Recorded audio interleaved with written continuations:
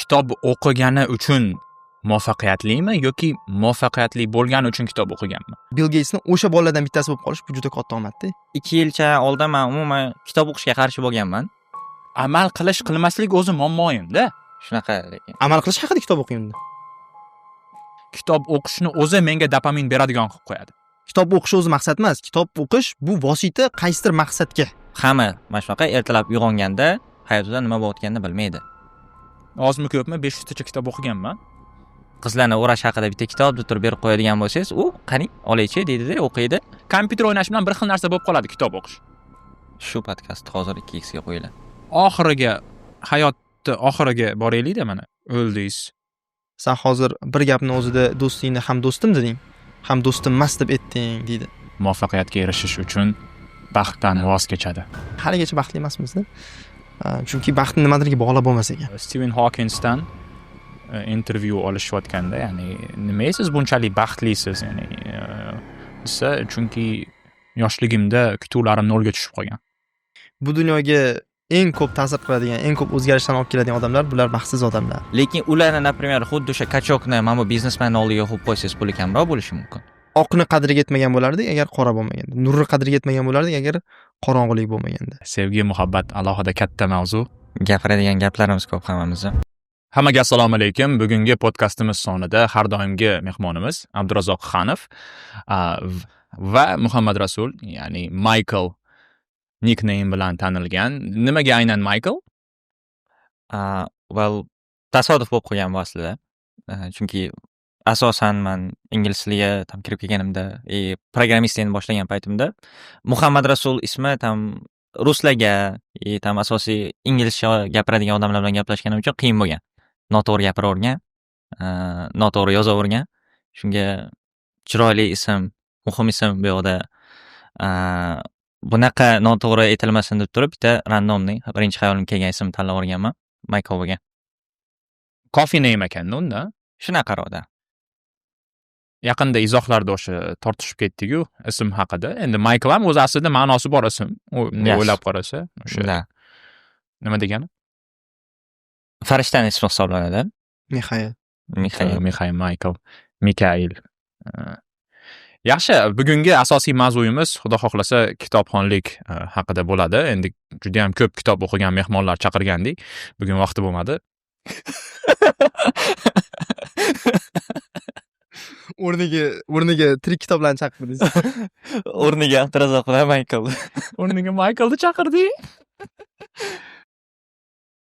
Juda ham dolzarb mavzu bo'lib ketdi. Ayniqsa yaqinda o'sha Umidjon aka tirik kitob podkastidan keyin adashmasam qancha prosmotr bo'ldi? Oxirgi marta 2 milliondan 2 millionga 2,5 milliontaga yetib qoldi 10 kun ichida. Menimcha O'zbekistonda eng ko'p ko'rilgan podkastlardan desa bo'ladi. Kamdan kam podkastlar o'zi 1 million marta ham ko'rinadi. Abror Muxtorali bilan podkast adashmasam Nima gapda? 3 millionga yaqin prosmotr bo'ldi. Hozir mana shu tirik kitob. Ko'rdinglarmi o'z podkastning boshidan oxirigacha to'liq? To'liq ko'rib chiqdim. To'liq ko'rib chiqdim men ham. Nima fikringlar bor? Ko'pchilikni o'sha kitob o'qishga chaqiradigan, foydali bo'ladigan podkast bo'lgan. Ya'ni даже social mediada ham ko'rib turibman. Ko'pchilik shundan inspire bo'lib, alohida videolar olib chiqyapti. Kitobxonlikni ancha keyinchalik targ'ibotiga hissa qo'shgan podkast bo'ldi. Podkast yaxshi chiqqan. Aka ko'p kitob o'qigan ekanlar. Juda ko'p yaxshi iqtiboslar bo'lgan va odamlarni shu podkastni ko'rib motivatsiya olishi, qanaqadir kitob o'qish uchun ilhom olishi juda ham yaxshi. Lekin podkastda keltirilgan hamma fikrlarga ham qo'shilmadim o'zim, chunki u yoqda har xil faylasuflardan iqtiboslar keltirildi, ba'zi ateistlarni iqtiboslari keltirildi. Shu joylarni hisobga olmaganda, umuman kitob targ'iboti uchun yaxshi bo'ladigan foydali podkast bo'lgan deb o'ylayman. Umuman olganda foydasi katta. Yaxshi. Foydasi ham menimcha volumdan kelsa kerak deb o'ylayman. O'sha aytganimizdek 2,5 millionta prosmotr bo'ldi. Hammaga yetib kelgan bu narsa. Ya'ni ko'pchilikga yetib borgani uchun foydali bo'ladi. Inspiration muhim demoqchiman men ham. O'sha ilhom berishni o'zi ko'p odamlarni uyg'otib olishi, qaysi ma'noda ota-onalarga ham o'tda chaqiriq bor. O'zingizlar o'qinglar, bolalaringlar shunda o'qish boshlaydi. Shu joylari zo'r chiqqan. Ota-onalar ko'rsa, hech bo'lmasa ozginasi o'qisa ham, ertaga bolalari ko'radigan bo'lsa, ularga baribir taqlid qiladi. O'sha men nimaga bu mavzudan boshladim? Meni ko'p yillardan beri qiynab keladigan savol, o'zi kitob o'qish kerakmi degan savol qiynaydi meni. Va o'sha ikkita odam chaqirdik, mana Abdurazzoq, Michael-da. Sizlar o'zbek jamiyatini outlier hisoblasizlar, o'sha zukko nima desa bo'ladi, 1%, 2%, no 5% olaylik, bo'pti, 1% emasdir u. Nimaga? Chunki mana Michael IELTSdan 8.5 olgan. Manch. Endi sizga kelamiz hozir. Michael IELTSdan 8.5 olgan. Programmist, juniormi nima? Middle programmist. O'zi 3 ta daraja bo'ladi, to'g'rimi? junior, middle, senior bo'ladi. Ularni ham endi har xil definitionlarga qarab turib o'zgarishi mumkin. But middle'da. Cho'chadan kvartira olgan. Ya'ni moliyaviy jihatdan ham qanaqadir muvaffaqiyatga erishgan. Katta muvaffaqiyat bo'lmasligi mumkin. Thank you. Buni aytmay turganingizda mana shu ham middle programmist, IELTSdan 8.5 olgan. And then he turned 16 says bo'ladi. Isaac Newtonga o'xshabmi? Newtonga o'xshabmi? Ya, chunki 99% odamlarni oladigan bo'lsak, o'zimizni va dunyo bo'ylab jamiyatda hech kim hech narsaga erishmay qo'ygan. Shu muvaffaqiyatga erishish uchun kitoblarni qanchalik o'rni bo'lgani yoki kitoblarning o'rni bo'lganmi bu yerda umuman olganda, shu savol meni qiynaydi. Abdurazzoq, The Psychology of Money degan kitob o'qiyapman, Morgan Housel tomonidan yozilgan. Shu yerda bitta zo'r iqtibos keltirdi. Shu Bill Gates bilan yana bitta Bill Gatesni o'rtog'i haqida. Aytayotdi, nothing is as good or as bad as it seems. Hech narsa ko'ringanchalik yaxshi emas yoki hech narsa ko'ringanchalik yomon emas. Masalan, bitta insonni muvaffaqiyatga erishganini ko'rsak, biz o'ylaymiz, "Wow, u juda ko'p mehnat qilgan, juda ko'p harakat qilgan." Lekin ozgina tarixni o'rganadigan bo'lsak, u yerda faqat mehnat yoki faqat harakat emas, faqat o'sha motivatsion jihatlar emas, balkim uni omadi kelib qolgan joylari ham bor. Qanaqadir nyuanslari bor. Hammada bo'lishi mumkin bo'lmagan unfair advantage'lar borda. Oddiy misol o'sha Bill Gates keltiradi.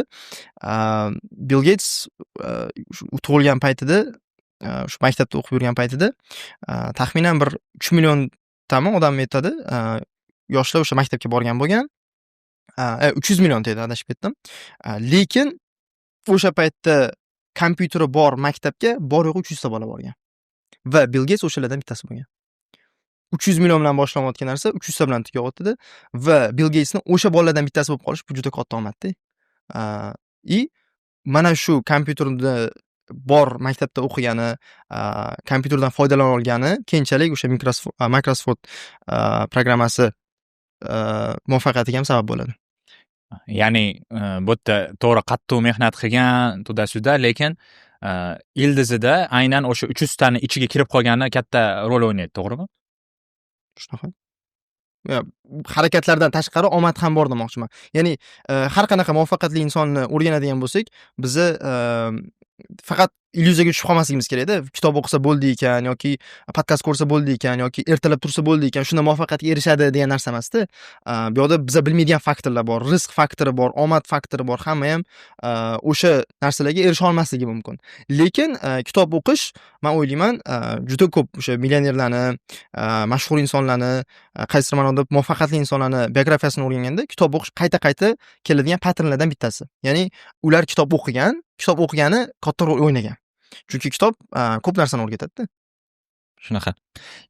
Yaqinda bunga zo'r bitta misol ko'rib qoldim. Elon Musk onasi bor, May Musk.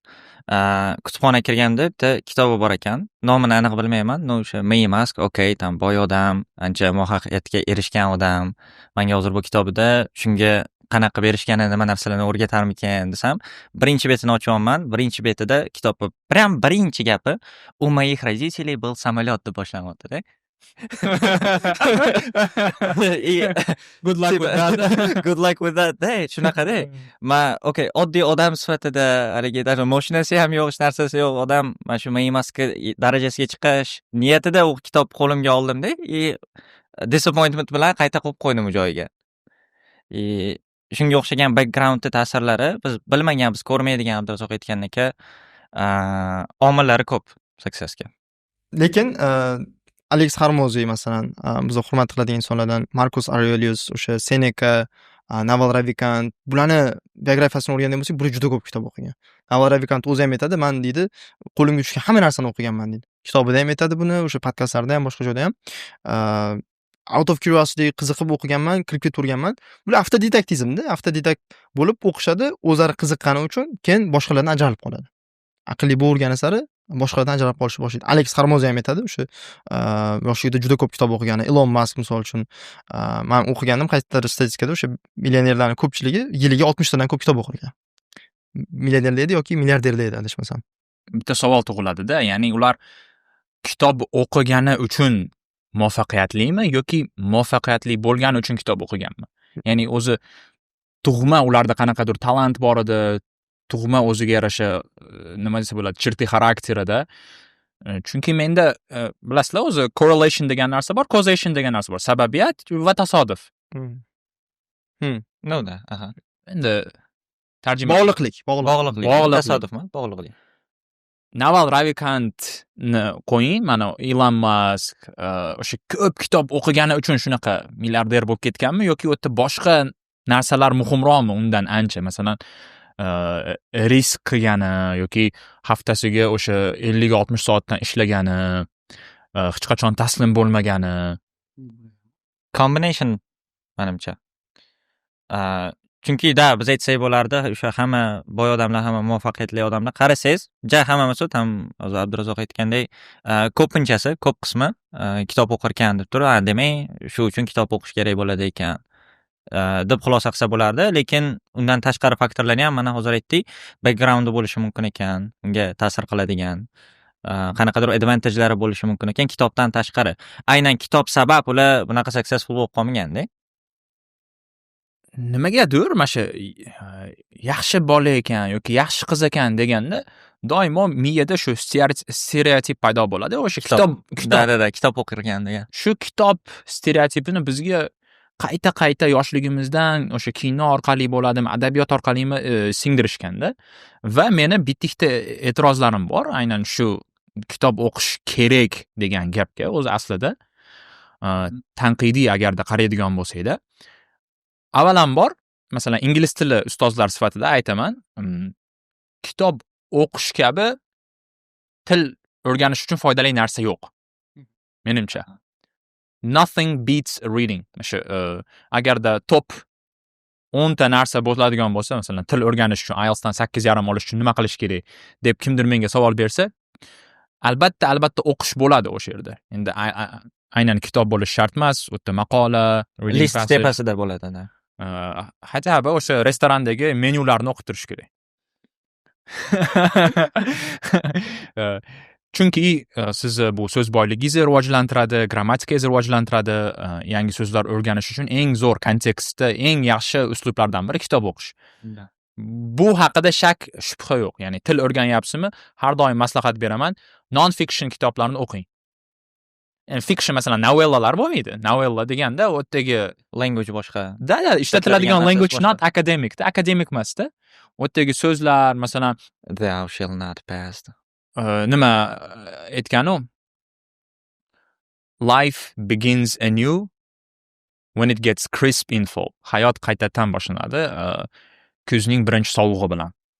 Crisp so'zi IELTS passajlarda hech qachon kelmaydi-da. Sizga crisp so'zini o'rganishingiz kerak emas. Shunga badiiy adabiyotdan uzoqroq turgan holda, lekin non-fiction, o'sha Atomic Habits, Start with Why, shunga o'xshash kitoblar menimcha IELTS uchun va til o'rganish uchun juda ham foydali. Lekin gap bu yerda til o'rganish haqida ketmayapti, umumiy savolda. Qanaqa o'zi kitob turlari bor? Kelinglar bitta ko'rib chiqamiz. Ya'ni qanaqa kitob turlari bor va u kitoblar aslida bizni hayotimizni yaxshilaydimi yoki yaxshilamaydimi? Masalan, shaxsiy rivojlanish bilan boshlaylik. Juda ham hozir keng tarqalgan, o'sha ayniqsa aka-ukalarimiz, brothers, bolalar ko'proq o'qiydigan kitoblar o'sha samorazvitiya bo'yicha, self improvement, shaxsiy rivojlanish. Shu kitoblar foydalimi yo'qmi? Kitoblar 3 ta turi bor. Non-fiction, fiction, hozir self improvement kirib kelgan. Endi ilmiy kitoblar o'qiydiganlar, o'zi kitob nima uchun o'qiladi degan savolni birinchi tashlashimiz kerak deb o'ylayman. Men masalan ikkita sabab uchun o'qiyman. Birinchisi qiziqishni qondirish uchun. O'zim tabiatan qiziquvchan insonman. Hamma narsaga qiziqaman. Masalan, marketingga, psixologiyaga, falsafaga, qaysi ma'noda pulga, misol uchun, blogingga va shular haqida o'rganganim sari men mana shu sohalarda o'zimni rivojlantirib boraman. Va bu menga yoqadi. Har safar men kitobdan o'qiganda wow degan effektni olsam, nimadir o'rganganim miyaga kirganini sezsam, bu menga dopamin beradi. Zavq beradi. Ikkinchi sababi bor, bu muammolarimni hal qilish uchun o'qiyman. Ya'ni situational learning deydi ingliz tilida, ilmi hol.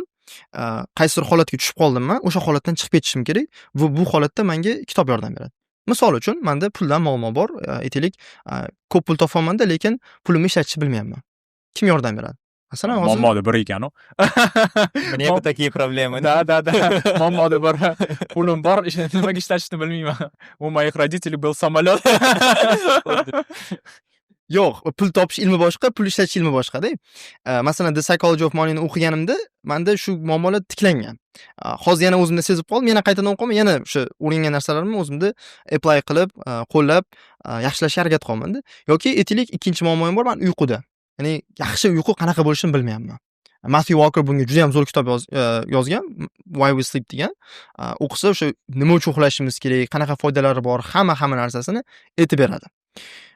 Buni o'qiganimda ham uyqum yaxshilangandi. Endi yana o'zimda shu muammolarni sezyapman. Nimadir esimdan chiqqandek tuyulyapti. Hozir qaytadan o'qiyman, yana uyquning muhimligini tushunib boraman-da. Mana shu ikkita sabab uchun o'qisam, muammolarim haqida o'qiganim sari menda qiziqish ortib boradi. Qiziqish ortib borgani sari qiziqib kitob o'qiganda muammolarimni ko'rib boraman. Shunda saykl tugamaydi-da. Shu uchun men o'zim bo'lganda o'qiyman.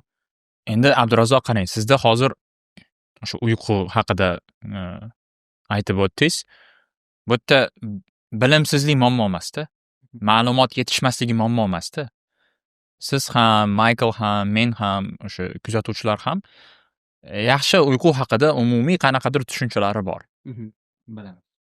Hozir 90 necha foizdir odamda muammo kechqurun telefonni qo'yib qo'yish kerak bo'ldi.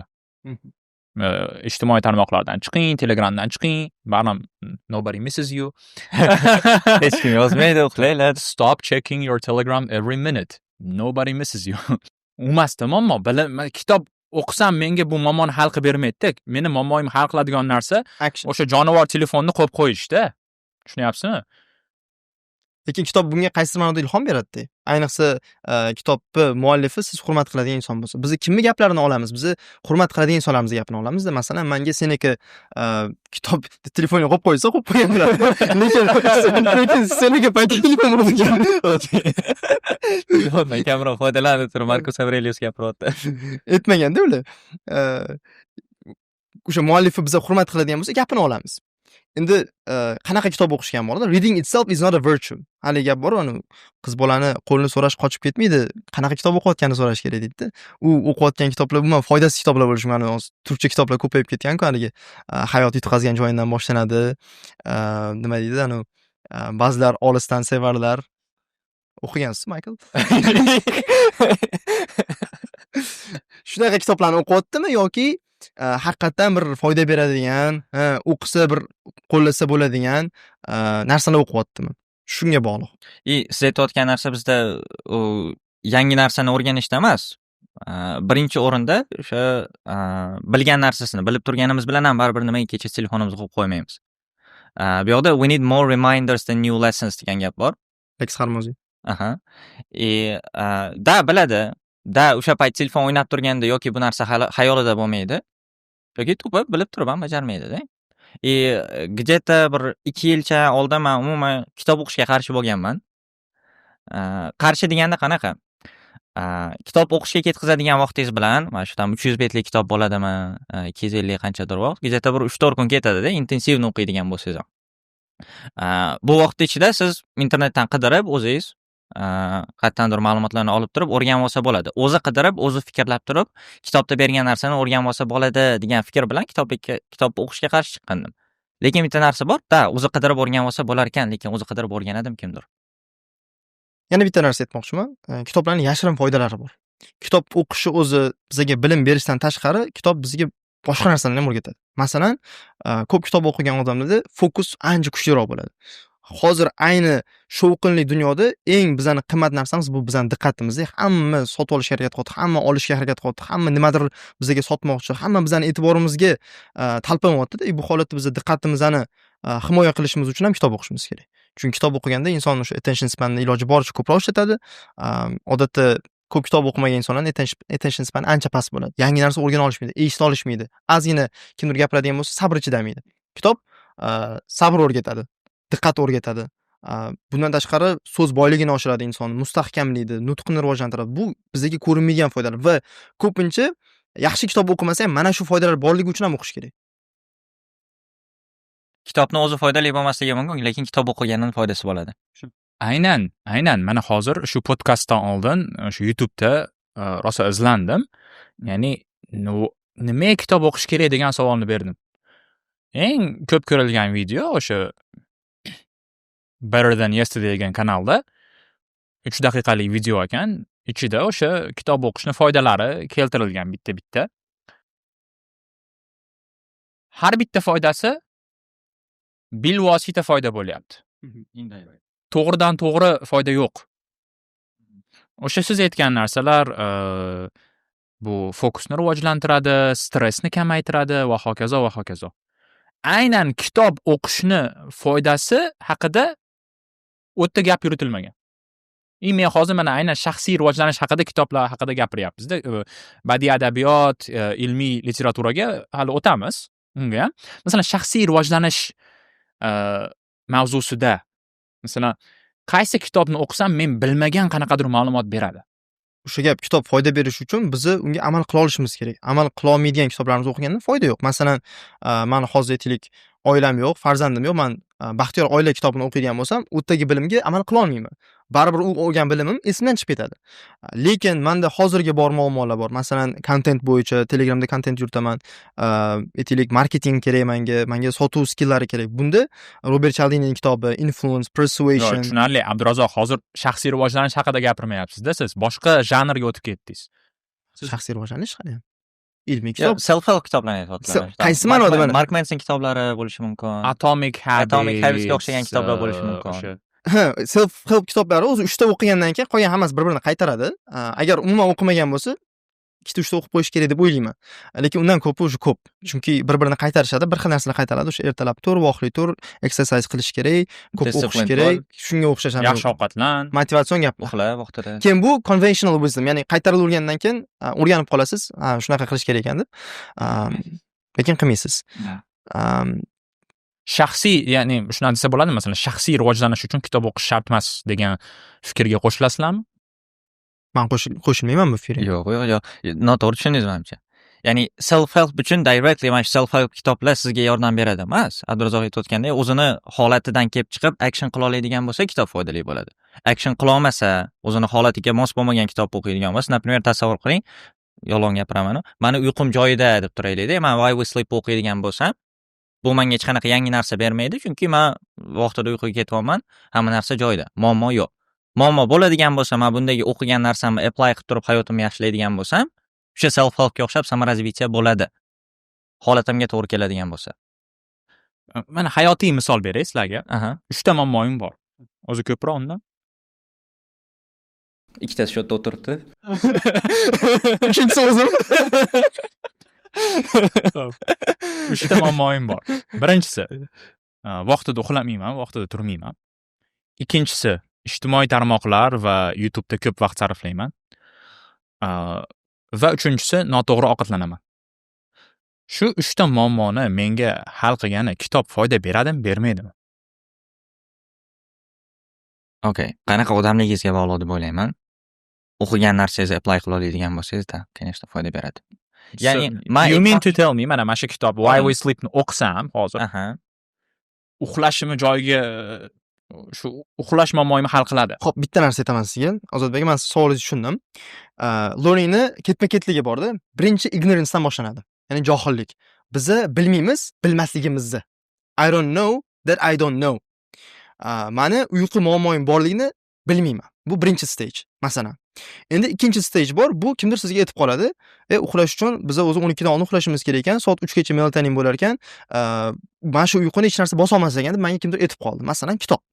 Endi men ignorance stage'dan nimaga o'tdim? Awareness'ga o'tdim. Ya'ni endi menda o'sha haqida g'oya bor, o'sha haqida fikr bor. Endi awareness'dan keyingi stage bu. Shuni apply qilamanmi yo'qmi? Ya'ni learning. Qilamanmi yo'qmi? Ya'ni use it or lose it. Qilsangiz yaxshilanadi, qilmasangiz haligi o'rgangan narsangiz esdan chiqib ketadi. Mana shu stagelar kitob qaysi joyda yordam beradi? Kitob aware qilishda yordam beradi. Ya'ni sizni ogohlantirib qo'yadi. Qara, mana bunaqa muammoyim bor, mana shunaqa yechimi bor. Endi amal qilish qilmaslik bu sizni vazifangizda. Kitob Amal qilish qilmaslik o'zi muammoyim-da. Shunaqa lekin. amal qilish haqida kitob o'qiyman. Bu action faking bo'lib qolyapti endi mental nima degan gap bor. Zo'r narsa action faking. U gapni aytgani samoudовлетворение, mentalное samoудовлетворение ozgina xijolat bo'ladi odam aytgan, lekin unaqa qo'y narsa emas u. Kitob o'qishimni o'zi meni shaxsiy rivojlanish degan tushuncha borda ko'pchilik. Ya'ni Illyuziya. Da, shunaqa. kitob o'qiyapmanmi, foydali narsa qilyapman. Aslida eng leverage pass, ya'ni eng foydasiz narsa u kishiga o'sha kitob o'qish bo'lishi mumkin. Ya'ni sizni holatingizda eng foydasiz, eng keraksiz narsa kitob o'qish bo'lishi mumkin deb o'ylayman. O'sha holatlarda. Masalan, meni holatimda zalga chiqishim kerak, yana nima qilishim kerak? Arab tilini o'rganishim kerak, Qur'on yodlashim kerak. Kerak-da, bu yerda yo'q, kelinglar, mana shu samorazvitiya haqida Productive Muslim degan kitobni o'qiyman. Mana shu kitobni o'qishimni o'zi menga foyda beradi. Yo'q, unaqa emas. Bu kreslo-kachalka effekt degan narsa bor-da, eshitganmisiz yo'qmi bilmadim. Ko'pchilik tasavvur qiling, men bitta qanaqadir startap ochmoqchiman. Men nima qilaman? Birinchi o'rinda, startaplar haqida o'rganaman, o'qiyman. Kimlar startap ochgan ekan? Atrofimdagi startap ochgan odamlar bilan gaplashib ko'raman, nima qilgan, qanaqa narsalarni bu yerda ishlatgan. Bu yerda odamlarni ishga olish haqida, mavzu haqida, qanaqa yo'nalishda startap ochgan foydaliroq bo'ladi. Shu narsalar haqida o'rganib chiqaman. Bu yerda tasavvur qiling, tam 2-3 hafta vaqtim ketdi. Ancha ish qildim deb o'ylayman, lekin aslida startap ochish uchun men hali hech narsa qilganim yo'q. Chunki startapni men ochmadim, boshlaganim yo'q. Kreslo-kachalkada aylanib, bu yoqqa o'tiribman-da. Tayinli ish qilganim yo'q. Bu даже o'quvchilarimizda ham ko'pchilikda bo'ladi. O'quvchilar nima deb o'ylaydi? Men kurs sotib oldimmi, kursga qo'shildimmi? Bo'ldi, men o'sha IELTS balimni oshirish uchun 100 ta IELTS kanaliga obuna bo'ldimmi? Bo'ldi. IELTS tayyorgarlik ketyapti. Ish qildim deb o'ylaydi-da. Xuddi shunaqa bo'lmasligi kerak. Например, men uyqumni to'g'rilashim kerak. Uyqumni to'g'irlash haqida kitobni o'qidimmi? Bo'ldi. Men harakat qildim emas-da bu. Kecha soat 2 da uxlash haqida video TED Talk ko'rishda. Shunaqa. Counterproductive. Entrepreneur. You are not an entrepreneur. Siz businessman emas, siz entrepreneursiz. Biznesni want qilasiz xolos. Menimcha shaxsiy rivojlanish 80-90% o'sha bitta gapni qayta chaynaydi. Endi bo'lishi mumkin qanaqadir ilmiy yangilik bo'lsa, shuni men qabul qilaman. Masalan, menga intermittent reward system juda ham ma'qul kelgan. 10 bet kitob o'qiyman-da, 10 betdan keyin o'zimga qanaqadir reward nima bo'ladi o'zbekchasiga? Rag'bat. Shokolad yeymanmi yoki unaqa o'zingizga qanaqadir motivatsiya berasiz-da. Kitob o'ta shakar intake'ni kamaytirish haqida edi. Yo'q. Intermittent reward system nima? Har onda sonda o'sha rewardni, ya'ni o'sha rag'batni bermayman o'zimga. Va shu narsa meni miyam nima qiladi? Miyamni qayta rewire qilishiga yordam beradi-da, чтобы kitob o'qishni o'zi menga dopamin beradigan qilib qo'yadi. Ya'ni yonidagi shokolad bilan boshlaganman, lekin keyinchalik intermittent reward system orqali kitob o'qishni o'zi menga dopamin berishni boshlaydi. Bu qanaqadir ilmiy yangilik bo'lishi mumkin. O'sha Andrew Hubermanning kitobi chiqadi yaqinda, Protocols degan. O'qib ko'rish kerak. Endi Andrew Huberman ham o'zi ham aytadi. 80% muammolaringiz o'sha 5 ta narsaga borib taqaladi. To'g'ri ovqatlaning, ko'p suv iching, yaxshi odamlar bilan ko'proq vaqt sarflang, ertalab quyoshga chiqing. Shunaqada juda ham bir oddiy umumiy gaplar. To'g'ri. Kitob o'qish uchun kitob o'qilmaydi-da. It shouldn't be the end itself. It should be a means to an end. Vosita bo'lib berish kerak. Kitob o'qish o'zi maqsad emas. Kitob o'qish bu vosita qaysidir maqsadga. Ya'ni qanaqadir muammoni hal qilish uchun yoki nimadirga erishish uchun. O'sha boyagi misol, uyqu muammoyimni hal qilmoqchiman. kitob vosita bo'lib beradi xolos. Ya'ni menga o'sha ilmini beradi, qachon uxlash kerak, nima qilish kerak. Why we sleep o'qisam masalan. The Psychology of Money. Pulni qanaqa saqlash kerak, nima qilsam men yaxshiroq pul save qilaman, shu haqida ilm beradi. Keyingi action bu o'shanga amal qilish. Endi reading itself is not a virtue again. Xo'p, Ya'ni kitob o'qishni o'zi fazilat emas. O'zidan o'zi. amal qilish fazilat. Amal qilish o'zi muammoda, amal qilishgacha chiqib qolsa, bundan zo'ri qolmaydi-da. Buning uchun nima qilish kerak desa, uning uchun men o'ylayman, o'qigan narsasini qayta-qayta o'qirash kerak. Eslatma bo'lsa, hech bo'lmasa vijdon qiynalib ketadi-da. Shuncha o'qidim-ku, nimadir qilib qo'y degan narsa bor. Bilib turib qolsa, Kitoblarni bir marta o'qigandan foyda yo'q. Ya'ni bir marta o'qigan kitob bu nimaga o'xshaydi? Xuddi bu kitob magazinga kirdingiz, kitoblarni ko'rib chiqib ketdingiz, qanaqa kitoblar bor ekan deb. Kitob birinchi marta o'qish ham shunga o'xshaydi. Ya'ni kitobni bundoq ko'rasiz, ha, mana bunaqa gaplar bor ekan deb. Ikkinchi marta o'qiganda o'zi haqiqiy haligi vijdon bilan, consciousness bilan bilib turib o'qiydi. O'qiyotgan narsasini nima haqdaligini biladi. Ikkinchi martasida action qilish ehtimoli balandroq bo'ladi. Chunki birinchisida u ko'rib chiqdi nimalar borligini, ikkinchisida qaysidir ma'noda amal qilish, ya'ni boshqa sabab uchun o'qiyapti. Lekin yana bitta narsa, o'sha boya aytdik-ku, kitob o'qiydi, lekin amal qilmaydi. Men o'ylayman, intelligence bilan knowledge farqi ham shu yerda-da. Knowledge is having information, right? Intelligence is being able to use that information. Farqi bor ikkalasini. Siz ko'p aql bilan bilimni, aql bilan bilimni farqi bor. Bilim olishingiz bu sizda ma'lumot borligi, ma'lumotni ishlata olishingiz bu aql. Aqlingiz bo'lmasa-yu, bilimingiz ko'p bo'lsa, undan foyda yo'q-da. Ko'p o'rganaverasiz, lekin ishlatmasangiz, bildingiz, qilmadingiz, bilmadingiz bilan bir xil. kitob o'qishni bilmaydigan odam bilan kitob o'qimaydigan odamning farqi yo'q degandek gapda. Shunaqa. Ko'p kitob o'qidi, lekin amal qilmadi. Bu yoqda bitta odam bor, umuman kitob o'qimadi, hech narsaga amal qilmaydi. Ikkalasini olganda katta farqi yo'q. Bu shaxsiy rivojlanish haqida janri, self development. Yana bitta juda ham muammoli hozir nima desa bo'lar ekan. Ijmo borda mana shu jamiyat orasida haligi hamma единогласно все считают, что надо читать литературу, да, mana shu klassik adabiyotni o'qish kerak. Adabiyot o'qish kerak. Badiiy asarlarmi, novellami, o'sha narsani o'qish kerak. Bu narsa fazilat degan rasm chizilgan jamiyatimizda, shunaqa model bor-da. Va men bu modelga qo'shilmayman. Nimaga qo'shilasiz o'zi? Okay, qo'shilmaysiz, gapiravering. Bitta kuchli argumentlar, endi kuchlimi, kuchli emasmi sizlar o'zingizlar aytasizlar, ha. Argumentlarim bor bu fikrga. Ya'ni kitob o'qimagan odam sifatida aytmayapman-da bu gapni. Ozmi ko'pmi 500 tacha kitob o'qiganman.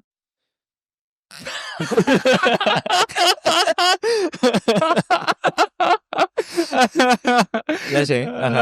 Tirik kitob ekansiz, Ja, tirik kitob emasman u. Tirik kutubxona.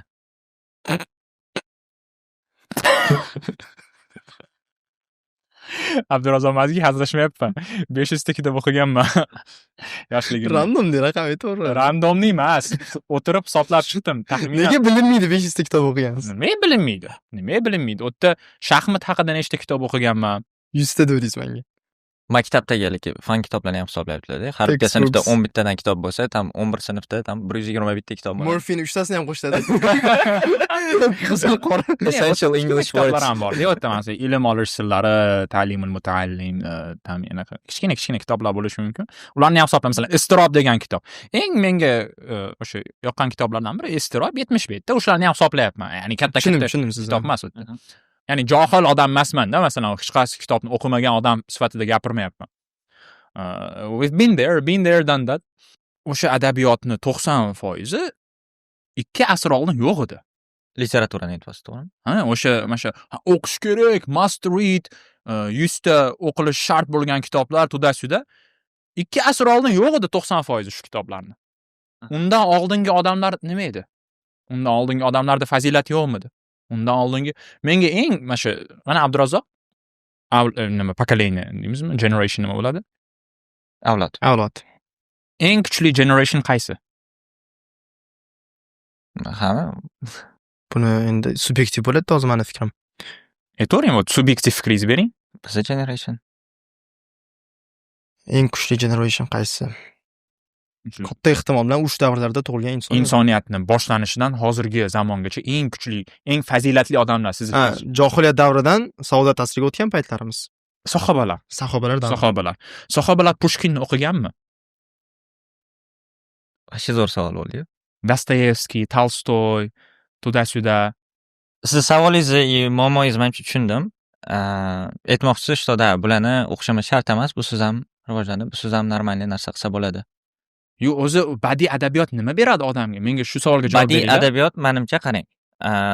Bitta yaqinda popular bo'lib ketgan, asosan qizlar orasida popular bo'lib ketgan bitta kitob bor. Yashamoqmi? Yo'q, yashamoq emas, like after deylik, Colin Hoover. U avtor kitoblarini ko'radigan bo'lsangiz, не только nima deydi, foydasi yo'q desam anaqa bo'ladi-yu. Foydasi yo'qligidan tashqari zarari ham ko'p-da yo'qda. U yerda gapiriladigan narsalari, u yerda berilgan ssenalar hammasi qarshi. Lekin shu kitobdan boshlaganlar bor. Shu narsalarga qiziqib turib, shu kitob yoqqan, qanaqadir bitta romantika haqida yoki nimadir storylarni aytib bergani uchun, shuni orqasidan kitob o'qishni boshlagan ular. Yaxshi start bo'lib bergan demoqchi. Da. Men aytmoqtgan narsa, shu literaturani o'qib turib, literaturadan qaysidir bittasiga qiziqib turib, kitob o'qishni boshlab ketadigan bo'lsa, shu orqali indirect foydasi bo'lishi mumkin. Ko'p holatda shunaqa bo'ladi ham. Chunki odamlarga qanaqa, mana bu Why We Sleep, davay uyqu haqida senga shu necha bet, 300 betlik kitobni turib qo'lga tutib qo'yadigan bo'lsangiz, даже uyqu bilan muammosi bo'lsa ham buni o'qimaydi. Chunki bu yerda kitob o'qish anaqasi o'zi shakllanmagan unda. Kitob nimaga o'qishim kerak ekanini deb turib tushunmaydi. Lekin unga davay mana senga romance haqida bitta kitob, qizlarni o'rash haqida bitta kitob deb turib berib qo'yadigan bo'lsangiz, u qani, olaychi deydi-da, o'qiydi. Ya'ni bu yerda badiiy adabiyotni o'rni o'sha boshqa kitoblarga stepping stone, ya'ni tramplin bo'ladimi? Shunaqa. Bu ham bo'lishi mumkin. Lekin badiiy adabiyotning o'zini qanaqa foydasi bor, directly deydigan bo'lsa, men aytgan bo'laman, tasavvurga juda kuchli foydasi bor. Ya'ni kitob o'qiganda How is it direct? Chunki fiction is a lie that tells the truth. Da fiction kitoblar yolg'on narsalarni yozadi, ya'ni bo'lmagan narsalarni yozadi. Misol uchun Dostoyevskiy kitoblarida ham aslida bo'lmagan narsalar, lekin unda haqiqatlar bor-da. Kitob o'zida haqiqatlar aytiladi va siz o'qish jarayoningizda tasavvur qilasiz ularni. Tasavvur rivojlantirishning o'zi katta narsa-da. Tasavvurni kino masalan rivojlantirib bera olmaydi. Chunki kinoda o'zi ko'rsatib qo'ygan bo'ladi. Lekin kitob o'qiganingizda o'sha kinoni o'zingiz yaratasizda miyangizda. Keyin kinosi bilan solishtirsangiz, undan maza narsa yo'q. Ya'ni shumi, masalan, o'sha eng katta maqsad shumi? Yo'q, bu eng katta maqsad emas. O'tgan kunlarni o'qing, nima? Chunki tasavvurni rivojlantiradi. Yo'q, bu bittasi. Ozod aka, nega eshitmaysiz? Kitob o'qigan odamga o'xshamayapsiz. Ikkinchisi, masalan, yana qanaqa foydasi bor desa, ikkinchisi, klassik kitoblar, aynan badiiy kitoblar insonlarni tushunishimizga yordam beradi. Emosional intellektni oshiradi. Masalan, intellektni oshiradi, empathyni oshiradi, sympathyni oshiradi, qaysidir ma'noda. Ya'ni o'qiganimiz sari odamlar bunaqa fikrlar ekan, oddiy odamlar bunaqa bo'lar ekan, zodagonlarda bunaqa muammolar bor ekan degan narsani ko'rib boramiz. Aynan fiction kitoblarni o'qiganda, o'sha non fiction bo'lsa ham romanlar, hikoyalarni o'qiganimizda. Va yana bitta narsa, storytelling juda kuchli narsa. Ya'ni odamlar storytelling orqali, ya'ni hikoyalar orqali ta'sirlanadi. Hikoyachalik menimcha ta'sir beradigan kuch bo'lmasa kerak. Shunaqa, rostmi yo'lg'onmi? Qur'onda ham ko'p bilimlar, ilmlar o'sha hikoyalar orqali kelgan-ku, masalan. Yusuf surasi. 3dan 1 qismi. 3dan 1 qismi hikoyalar bilan-da. Ko'p o'sha roman, hikoyalar ham ta'sirli bo'lganligi uchun ham populyarni. Odamlar maza qilib o'qiydi, yaxshi o'qiydi va o'qiganda qaysi ma'noda ta'sir oladi va nimadir ishlatadi o'sha kitobda. Masalan, Yashamoq kitobini o'qigan odam yig'lab yuboradi-da, haligi o'tdagi keltirilgan narsalarni o'qib turib, hayotiga shukr qilishni boshlashi mumkin. Bu foyda emasmi? Bu foyda. Dostoyevskiyni o'qigandan keyin insonni qaysi ma'noda haligi detektiv skilllar rivojlanishi mumkin. Jinoyat va jazoni o'qiganda odamlarni tushunishni boshlashi mumkin, yolg'onlarni anaqa qilishni boshlashi mumkin. Self awareness oshadi, Telbani o'qigandan keyin. Idiot o'qigandan keyin Dostoyevskiy Ozodbek haqida kitob yozib ketgan. Idiotni hozir o'qiyapman hozir. Yaxshi kitob. Avtobiografiyasi qalay ekan? Meni avtobiografiyam Gore Atuma. Boyagi muammolarga ham yechim beradi. Shu fokus muammosiga ham bo'lganda. Endi yana bitta narsa, kitob o'qishni escapism qiladiganlar ham bor. Ya'ni escapism deganda nimadirdan qochish uchun o'qiydi. Ya'ni hech narsa qilmayapmanmi, nimadir qilishim kerak. Va bu kitob o'qish. Bu xuddi Instagramga kirishga o'xshaydi-da. Haligi o'qiyotgan kitobidan foydasi yo'q, lekin o'qiyapti. Chunki kitob o'qish yaxshi degan narsani eshitgan. Lekin o'qiyotgan kitobidan umuman foyda bo'lmasa, ma'noli gap keltirilmasa, o'tda o'rganadigan narsa bo'lmasa, Instagram ko'rib o'tirish bilan bir xil narsa. Chunki 90-95% kitoblar ham soqqa uchun, pul uchun yoziladi va ko'p mualliflar kerakli narsani yozmaydi. Oddiy narsalarni yozib ketishadi. Mana bu aytilgan narsa hikoya, metaforalar orqali haqiqatni ham aytadigan joyi ham bor bu literatura. Siz aytayotgan kategoriyaga Kafka kiradi deb o'ylaysizmi, Ozodbek aka? Kafkani o'qimaganlar. Hay Kafka ham o'sha. Nimaga o'qimagan? Men sudini o'qidim-ku. Imposter. Sud haqida o'qidim shekilli. Muqovasini o'qidilar. The Trial degan The kitob. fastest reading in the world ana. No. Birinchi varaqani o'qib kitob tugatdim, adras deb qo'yadi. Hop. What's your point? I don't know. Abdulvoris. U Kafkada gapirayotgan narsa даже metamorfoz bilan trialda ham ikkalasida bir xil hikoya deyarli, bir xil ketma-ketlik. Odam nima bo'ladi? Ertalab uyg'ondi, bittasida qarasa u arrested. Uni hibsga olishgan. Nimagaligini gapirmaydi, qanaqa crime qilganini gapirmaydi. No, aytadi, sen har yakshanba shu sudga borishing kerak. Sudda mana shunaqa trial qilamiz seni. O'zingni oqlaysan deydi. Oqlaydigan narsasiga nima crime qilganini ham umuman gapirmaydi. Shunaqa qilib turib, qarochi hayoti davomida qiynaydi. Spoiler aytsam bo'ladi? Spoilerlar yo'q. Okay, aytmay qo'yaveraman. No, but what's the benefit? The thing is, metamorfoz ham shunaqa, gapirib olay, please. Bunda trialda uyg'onib turib hibsga olingan bo'lsa, metamorfozda uyg'onib turib tam jukka aylanib qolgan bo'ladi. Da. Bu bilan nima demoqchi? Okay, siz hayotda bu dunyoga kirib kelgan odam sifatida deyarli hech narsani bilmaysiz, sizga yetarlicha ma'lumot berilmaydi. You have no idea of what's happening around you. degan fikrni qo'yadi. Bu ko'proq philosophical darajada bo'lishi mumkin.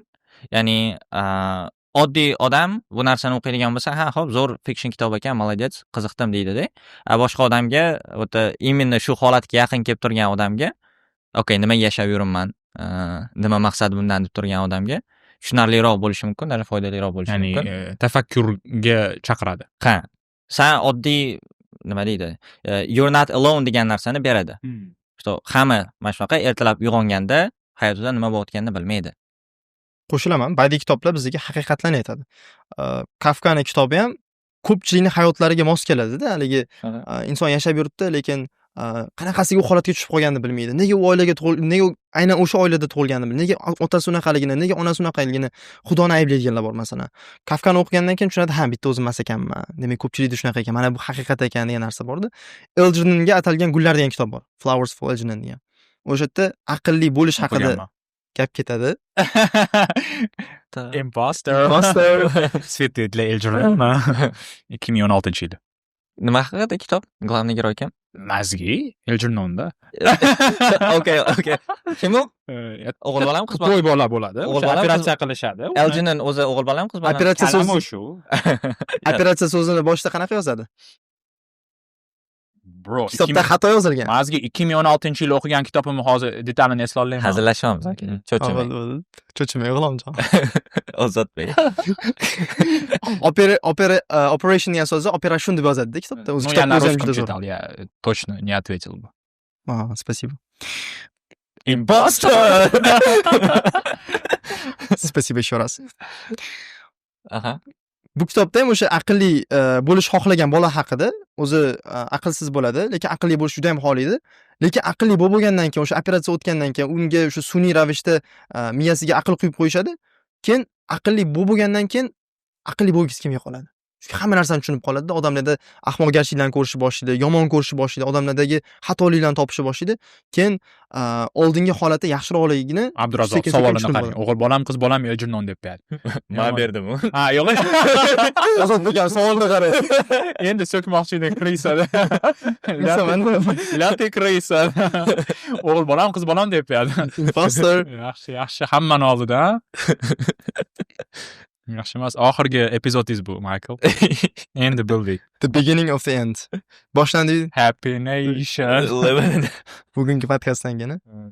Xullas shunaqa, ya'ni kitoblar bizga haqiqatlarni ochib beradi, aynan badiiy kitoblarni nazarda tutganda. Mana, xo'p, yana hayotiy misol keltiraman.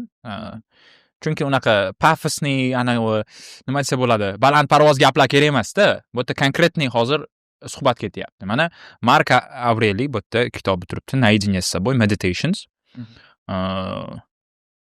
hurmat qiladigan, ya'ni umumiy olganda hurmat qiladigan odammiz-da. Rim imperatori juda ham katta odam bo'lgan, stoik, to'da-suda. Ko'rishganmiz bir marta. Da. Doniyor aka ko'rishganlar. Mark Aureliy ko'p narsa o'rgangan.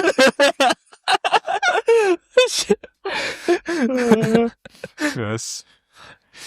In his history classes, they studied his story. Da, ingliz tili ham ancha rivojlanib ketdi. Ular paytida will must shall o'rgatilardi. You must thou bo'lardi. Xo'p, mana savol. Mark Aureliy mana shu adabiyotlarni o'qiganmi, o'qimaganmi, badiiy adabiyotlarni? Bo'lganmi badiiy adabiyotlar? Yo'q, bo'lmagan. В том-то и дело, bo'lmaganda. Ya'ni uni o'qish prerequisite emasda, ya'ni badiiy adabiyot o'qish sizni buyuklikka yetaklaydigan narsa emasda. Da, o'zidan o'zi. Indirect narsasi haqida gapiryapmiz-ku. Bu даже kitob haqida emas, adabiyot. Hech qaysi kitobda to'g'ridan to'g'ri, ya'ni bevosita foydasi yo'qmi shunda? Amal qilmasak. Shuncha narsani aytdik-ku, nima? Haqiqatni. Badiiy kitoblar haqiqatlarni ochib beradi doimo. Insonlarni tushunishimizga yordam beradi. Empatiya uyg'otadi, simpatiya uyg'otadi. Follow my logic here. Look, Marcus Aurelius. You don't have logic here, okay? Marcus Aurelius, did he read novels or not? No. I believe he did. Okay, yaxshi javob bo'ldi. Zoopark joydan qimirlaydimi? I believe it doesn't. Okay. Normalniroq odam bilan gaplashaylik.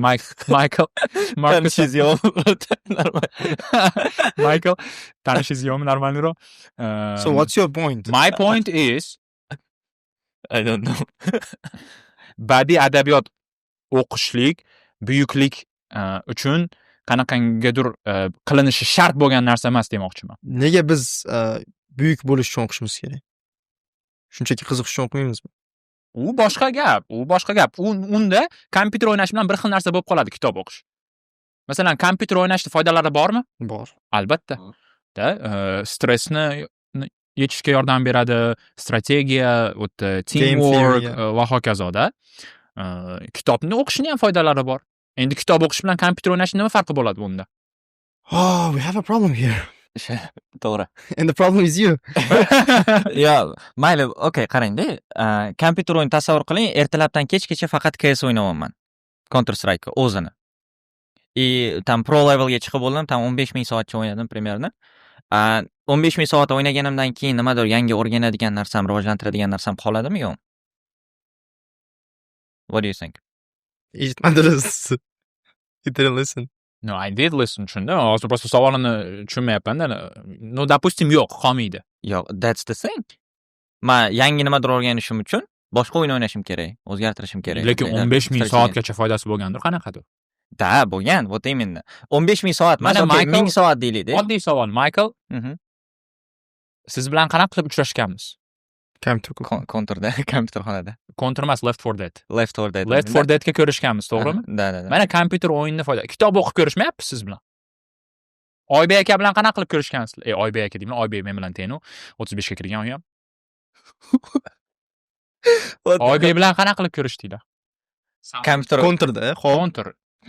Lekin men kitob o'qimam, ko'pchilik bilan ko'rishganman deb bunaqa gapiradigan bo'lsak. To'g'ri, that's my point. Kitob o'qish bilan kompyuter o'ynash bir xil deyapman. Bu yerda. Bir xil foydasi bor deylik. Lekin hamma foydasi bir xil emas. Bevosita emas, bilvositada.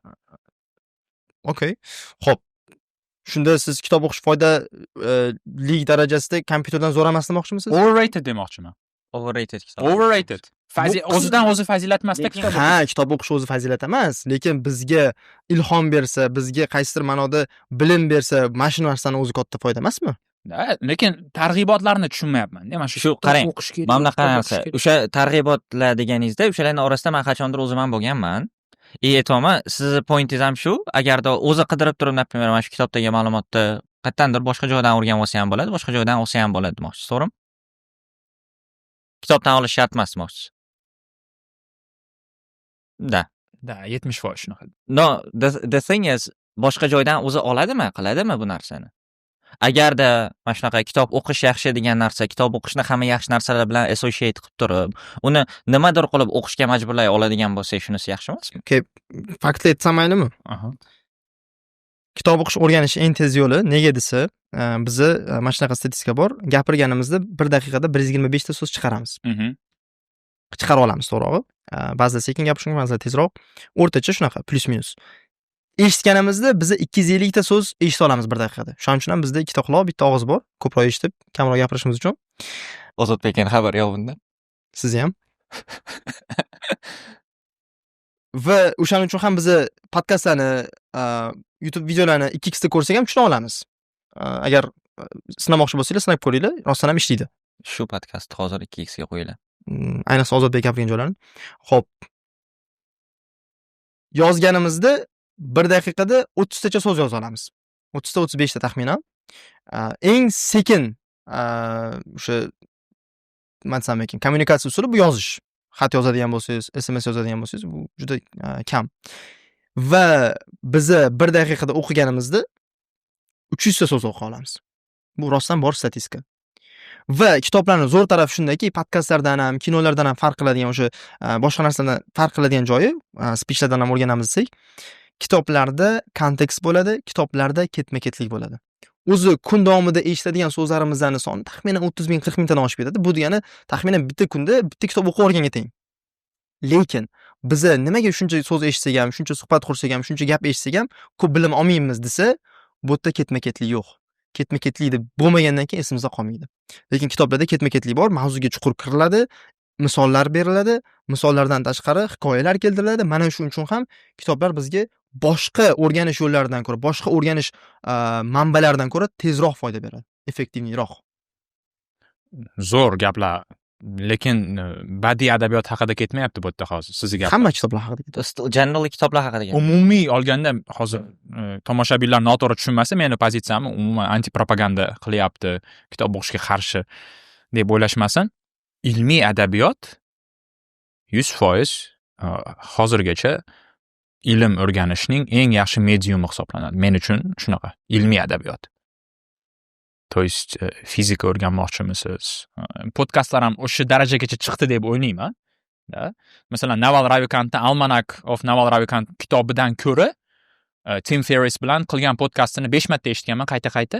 O'sha menga foydaliroq bo'lgan kitobidan ko'ra. Men shaxsiy rivojlanish haqida gapirdik, badiiy adabiyot haqida gapirdim. Siz aytayotgan ketma-ketlik, to'da-suda 300 ta so'z, statistika bular badiiy adabiyot haqida emas. Bu badiiy adabiyot uchun argument bo'la olmaydi. Bu o'qish haqida. Bu umumiy o'qish haqida argument. O'rganish tezligi haqida bu. U jihatdan men qo'shilaman. U meni pozitsiyam emas u. Ya'ni qanaqadir ilm o'rganmoqchimi odam, to'g'ri, ilmiy adabiyot, ilmiy kitoblar o'qishga men o'quf Kafkadan bitta qayd bor, iqtibos.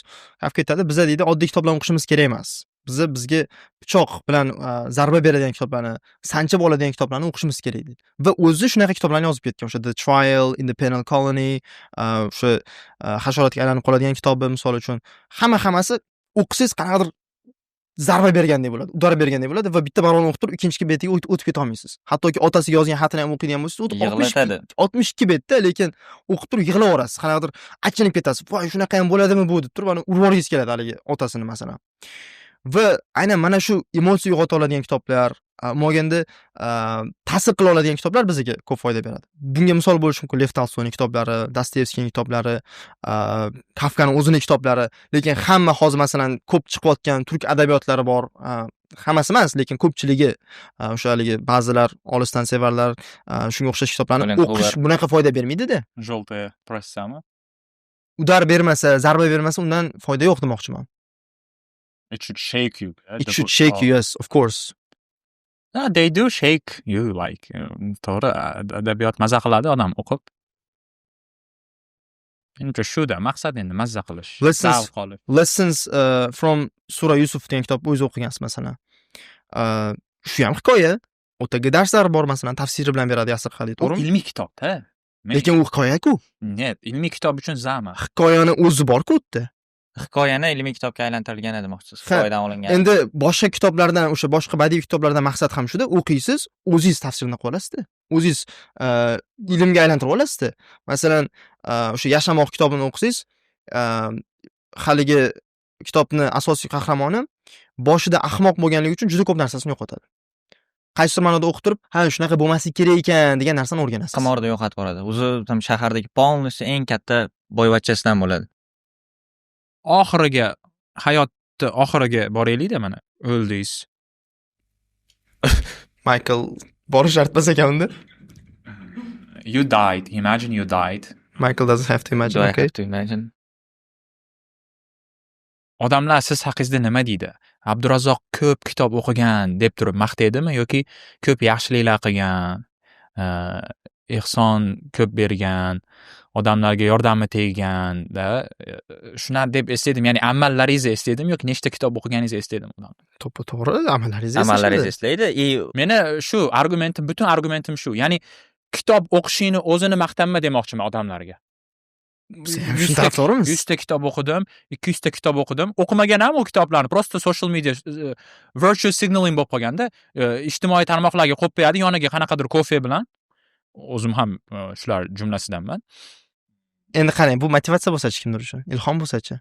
Ilhom bo'lib beradigan bo'lsa-chi, ayniqsa u hurmat qiladigan inson shu narsani qo'yayotgan bo'lsa, voy, men hurmat qiladigan inson shunaqa qilayotgan ekan, men nimaga qilmayman degan narsani uyg'ota olsa-chi? Bu to'g'ridan-to'g'ri odamlarga foyda bermayaptimi? You're not accepting my premise. You're jumping to the conclusion. My premise is just reading books is not a virtue. Exactly. You are saying posting the book is going to encourage other people to read the book. In a way, yes. But we haven't decided whether reading books in and of itself is a virtue. Siz manaqa deyapsiz-da, hozir qarang. Mana qarang, men bu stakan foydalimi, foydali emasmi degan savolga hali javob bermadik. Endi kimdir, masalan, Michael ijtimoiy tarmoqlarda shu stakanni rasmga olib qo'ysa internetga, sizning argumentingiz hozir boshqa odam ham uni ko'rib, u ham shu stakandan suv ichishni boshlaydi deyapsiz. Lekin asosiy fundamental savolga hali javob bermadik-ku. Stakandan Endi qarang, stakandan suv ichishi foydasi bu amal qilishimiz dedi. Kitob bilan bir xil. Stakandan suv ichganingiz, prям suvni foydasi sizga kirib kelyapti-yu. Kitobdagi narsaga amal qilishingiz mana shu ichidagi suvni ichishingiz bilan tengda. It's a means to an end, bro. I have talked about it. Shuncha marta qaytaraman. Где-то bir yarim soatcha oldin bu savolga javob berib oldingiz-da. Siz aytayotgan narsani ham tushundim. Siz aytmoqchisiz, shu kitobni directly o'zidan o'zi o'qigani menga nimadir qilib qo'yadimi demoqchisiz. Umuman kitob o'qigani, ayniqsa badiiy adabiyot o'qigan odamni men umuman hech qanaqa fazilat deb bilmayman. Okay, don't worry. We accept your wrong opinions, bro. Siz qo'shilasiz bu fikrga. Ya'ni badiiy adabiyot o'qigan odam o'zi fazilatli odam emas. To'g'ri, ha. To'g'rimi? Yo, Abdurazzoq qarang. Bular aytmoqchi bo'lgan narsa, kitob o'qigan directly hech qanaqa indirect narsalarsiz, indirect narsalarsiz menga nimadir foyda beradimi demoqchilar. Foyda beradi. Okay. Qanaqa? Can we move on? Chunki men desam ekan, aqlli insonlar bilan debat qilish zo'rda, conclusion bo'ladi, xulosa bo'ladi, lekin ahmoqlar bilan argument tugamaydi-da. Mana shunaqada 100 ta kitob o'qib olib turib, 500 ta kitob o'qiganiga tashlayapti-da mana. O'ta kimiki kattaroq. Sorry, but numbers deb hozir aytdingiz-a, nechta kitob o'qigani muhim emas. Bro, come on. Why are you contradicting yourself? Mayli, o'zlari tomoshabinlar o'sha podkastni eshitganlar, izohlarda fikrlarni qoldiringlar. Ya'ni kitob o'qish, badiiy adabiyot o'qish fazilatmi, fazilat emasmi? Shunga o'zinglarning fikrlarni bildirsanglar. Da. Lekin men third person sifatida aytaman, sizlar ikkalanglar plus minus bitta narsani gapirdinglar. Da, sizlar o'zinglar tushunmayapsizlar xolos. Kitob o'qish o'qimaslikdan yaxshi degan bo'lardim. Hech bo'lmasa, lug'atini oshirgani yordam beradi, mustahkamlaydi, speech yordam beradi. Bilvosita foydalar borligi uchun ham o'qimagandan ko'ra o'qigani yaxshiroq. Chunki hech bo'lmasa aware qilib qo'yadi. To'g'ri, bu gapga qo'shilaman. Haqiqatlarni ijtimoiy tarmoqlarda, Instagramda, YouTube'da o'tirgandan ko'ra kitob o'qish yaxshiroq. Yes. Rahmat. Bu fikrga qo'shilaman. Meni aqlli, intelligent tanishlarimni kitob o'qimaydigani yo'q. Hamma kitob o'qiydi. Hamma tanishim, hamma do'stlarim. O'zimni, my mom, like, she reads like, 10 books a month. Oyiga 10 tam 15 tam kitob o'qiydilar. Kitobxonlik haqida oxirgi mavzu islomiy adabiyot, eng katta masdar Qur'on. Qur'onni o'qimasdan, Qur'onni yodlamasdan boshqa kitoblarni yuzlab o'qiydiganlar bor. Hamma kitobni o'qib chiqqanda illo Qur'on. Faraz qiling, ijtimoiy tarmoqlarda uzun post bor. Postni o'qimasdan, postni tagiga yozilgan izohlarni o'qib o'tiribsiz. qanchalik mantiqqa to'g'ri keladi bu narsa? deb odamlarda imposter sindrom bor deb o'ylayman. Ya'ni man hali Qur'onni o'qishga arzimayman deb o'ylashadi. Ya'ni shuncha gunohlarim bor, shuncha xatolarim bor.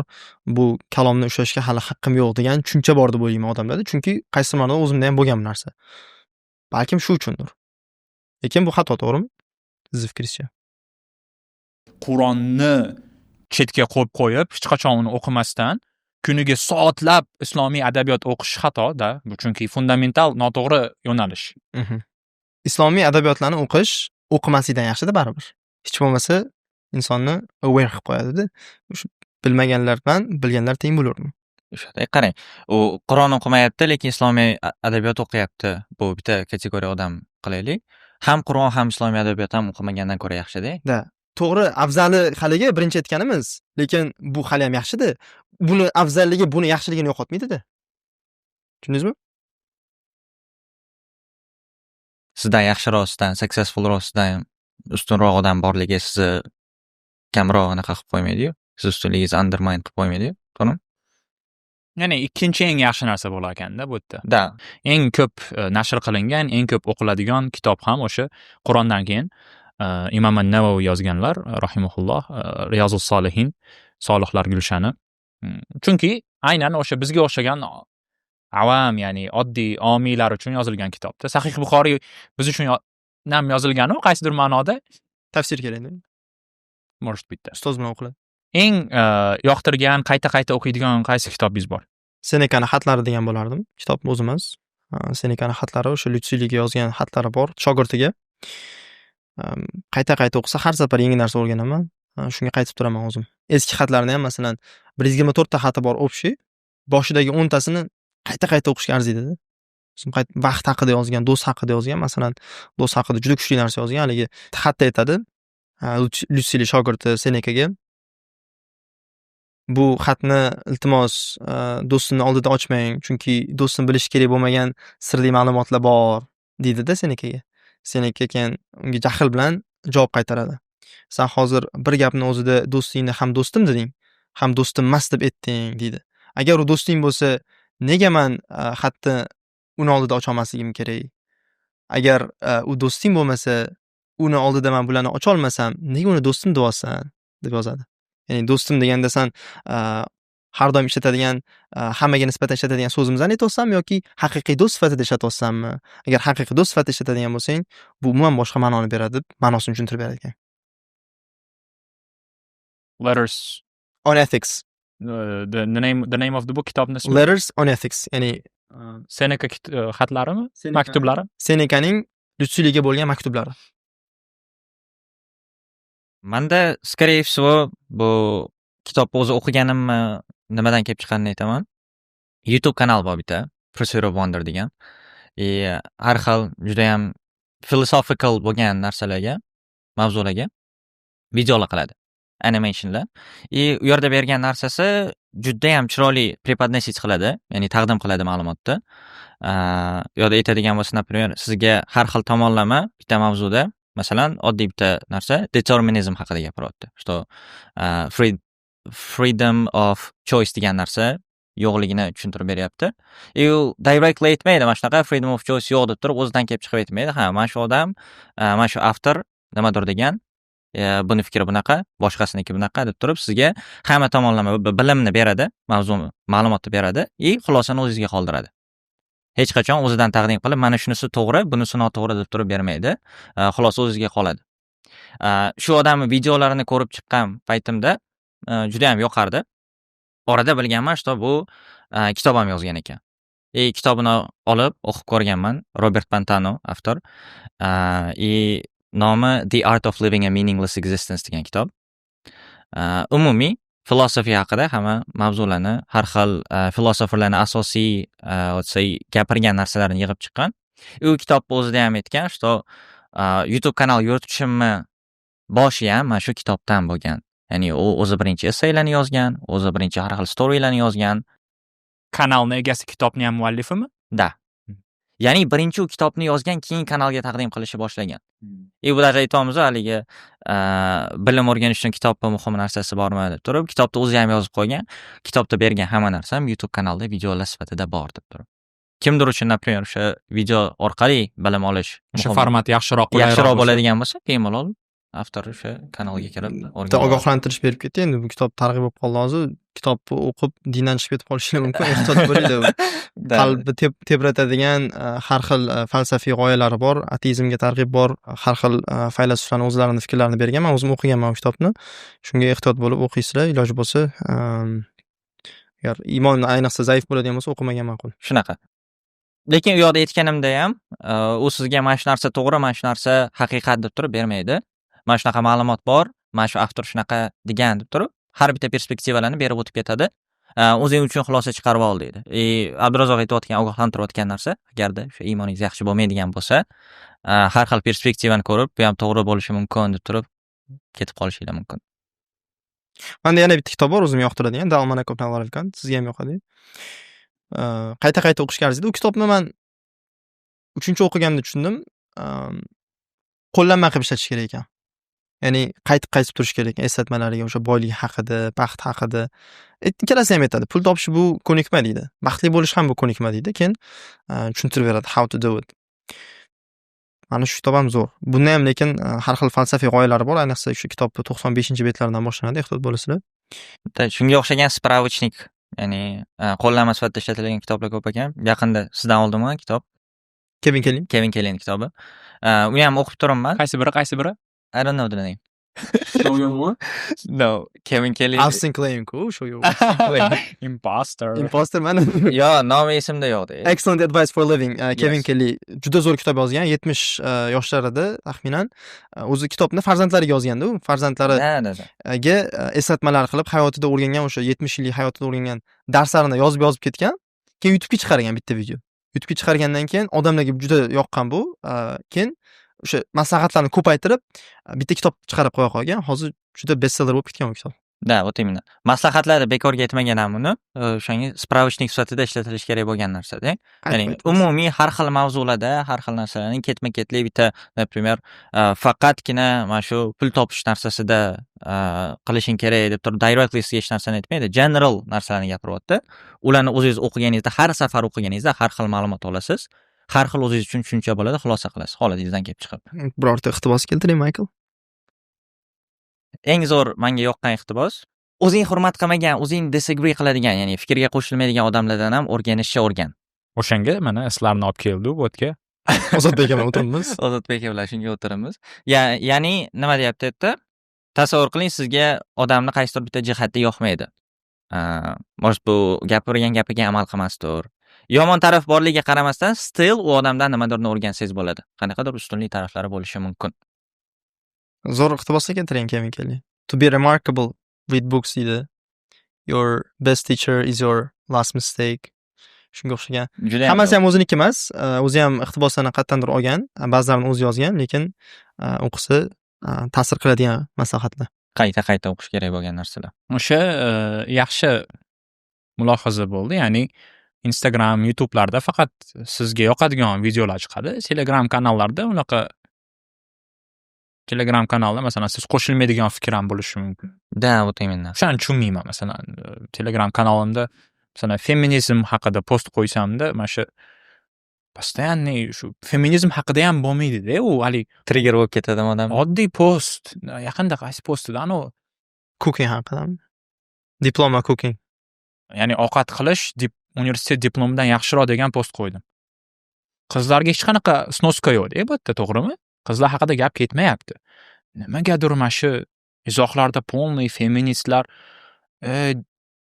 diplom bilan bilimni confuse qilishyapti-da. Diplom bilim emas, tomi ketgan. Bilim haqida gapirmayapman men, diplom haqida gapiryapman. Feminizm haqida gapirmagansiz ham qizlar. Umuman gender neutral da, u yerda qaysidir jins haqida ham gap ketmayapti-da. The world is a reflection of you. Nima qidirsiz o'shani topasiz. Ular yozishi shart emas, siz feminizm yomon yoki feminizmga targ'ib qilmasdan qanaqa post yozish shart emas, ular o'zlari topib oladi bu narsani. You know, stick and stones may break my bones, but there will always be something to offend the feminist. There will always be something to offend the feminist. Lekin mana bunaqa aytadi-yu, qo'lingizda bolg'a bo'lsa, hamma narsa mix ko'rinish boshlaydi ko'zingizga deydi-yu. Ularda ham shunaqa. IELTS Hub haqida gaplashaylik. IELTS Hub haqida nima fikringiz bor ya'ni? IELTS Hub bu bizni IELTS instruktorlar bo'lganda O'zbekiston bo'ylab o'quv markazlarida va onlayn ta'limda dars beradigan o'qituvchilar hamjamiyati. Buni boshlanishi juda ham qiziq bo'lgan. Taxminan 6 kishilik adashmasam, futbol o'ynamoqchi bo'lganmiz. Keyin gruppa ochilgan, Sunday futbol deb. Gruppa ochilgandan keyin yana kim tanishlar bor, endi futbol 5 ga 5 bo'ladi kamida. Tanishlar bor deb qo'shganmiz. 10 ta odam bo'lganmiz. Borilgan, futbol o'ynalgan, keyin qayta futbol o'ynalmagandan keyin Sunday futbol nomi sekin-sekin o'zgarish boshlagan. Gruppada endi gruppa ochib qo'yildi. Qarasa bolalar bir-biridan qarz so'rayapti, bir-biridan pul olib turibdi. Keyin-sekin hammaga common bo'lgan narsa bu IELTS edi, chunki hamma IELTS dan dars beradi. Yoniga bank so'zini qo'yib qo'yganmiz. IELTS bank bo'lgan. IELTS bank. Keyin gruppaga boshqa odamlar kirishib boshladi. Orada bitta dacha qildik, keyin gruppa nomi o'zgardi. Sunday dacha bo'ldi adashmasam. Yakshanba kuni chiqdik. Keyin dacha hub bo'ldi. Dacha hub bo'ldi. Orada o'sha dachaga chiqilgandan keyin juda odamlar bir-bilan yaqin bo'lib ketdi. Hamjamiyat rivojlanishda davom etdi. Odamlar ko'paydi. Shundan keyin sekin demak, yig'ilib turar ekanmiz. Qanaqadir community bo'lib qoldik deb hubga o'zgartirib qo'ydik. Orada har xil rasmlar ham qo'yildi gruppaga. Oranjviy, Black Orange, ha. Black Orange qilib IELTS hub. Imposter. Astag'fir. Asoschilar kim deb o'ylaysiz? I'm a jewelry designer. To direct a reference. O'shada. Ha? Asoschilar kim deb o'ylaysiz? Kim bo'lgan? Aytib olasizmi? Borini aytinglar, fake qilgan nima anaqa bor. Inson mazam ekan. Borini gapirish kerak-da. Sirojin aka gruppani ochganlar. U yoqda men estiganlar birinchi G'anisher aka bor edi, Ozodbek aka bor edi, o'zim bor edim. Jasurbek ham bor edi, adashmasam, Anvarov. Alex bor edi birinchi gruppada. Shunaqa bo'lib, Sunday futbol bo'lgan. Futbolga borganida Sirojin aka ukalari ham bo'lgan, adashmasam. Siz ham bor edingiz? Futbolda siz yo'q edingiz. Keyinroq qo'shilgan. Futbolda siz yo'q edingiz. Ulug'bek bor edi. Ulug'bek ham futbol o'ynaganmiz bilan. Ulug'bek Umidjonov. Double niner. With one nine. The only double niner with a single nine. Yes. He used to be the strongest niner without a nine. A champion without a title, yeah. Yaxshi.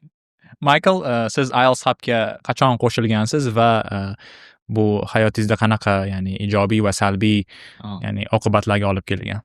O'zi istoriyasini aytib beraman, siz bilan tanishganimiz anaqasini. Bekzod Marahmedov writing bo'yicha bitta kurs ochganlar. U yoqda shunaqa bo'lib qolganki, o'shda Ozodbek ham, men ham u yoqda checker bo'lib ishga kirganmiz. Inshoot tekshiruvchida. Tekshirib anaqa ishlayotgan paytimizda qaraganmizki, men bilan Ozodbekka ikkita eng ko'p ishlayotgan, eng ko'p aktiv bo'lgan, eng aktiv bo'lgan, eng kam pul to'langan, pul olmagan edi shekilli. Pul to'lamagan. Eng aktiv o'sha checkerlardan bo'lganmiz. Nimadir bo'lib turib, davay ko'rishaylik deb turib, men Ozodbekka yozganman. O'sha kompyuterga qanaqa qaraysiz deb turib aytganlar, davay kompyuter o'ynaymiz deb turib, kompyuterxonada ko'rishganmiz, Left 4 Dead o'ynaganmiz. Uni orqasidan o'sha Sunday futbol bo'lgan o'sha payti hali Sunday futbol guruhiga qo'shilib qolganman. 11-mi, 12-chi odam bo'lib turib. Darsga ketgan. U yoqda Abdurazzoqlar bilan tanishib, keyin ko'rishib qolib. Esimda bor, Michael bilan o'sha ikkinchi adashmasam ko'rishib. Michael u paytda Muhammad Rasul edi shekilli. Yo, Michael edi. Yeah, he was a good guy back then, yeah. Before he lost his innocence. Astagfirullah. Xullas, o'sha joyga o'tirganmiz. Ozodbek ikkinchi ko'rishganimizda o'sha Ozodbek bo'lmagan, Abdurazzoq bilan Ulug'bek bo'lgan. Va biz suhbat qurganmizda, keyin Ulug'bek aytganman, suhbat o'rtasida Ulug'bek deganman, he's one of us deganman. He's one of us deganda kak outlier ekan bu bola ham, chunki shuncha programmistlik ishlarni qilgan, adashmasam o'shan 4 yillikmi tajribasi bor edi. IELTS 8.5 bo'lgan. 2016 ga kirgan. 2016 ga kirgan. Chunki Ulug'bek bilan men ham shunaqa edi. Men ham 15 yoshda birinchi testga topshirganman. Ulug'bek ham 15 yoshda katta balo olgan. 8 olgan. Men 15 yoshda 8, 16 yoshda 8.5 olganmi? 16 yoshda 8.5 olgan. Keyin mana yaqinda 9 oldi. Gap bo'lishi mumkin emas deb turib, keyin 19 ga kirdi. Keyin 19 ga kirdi.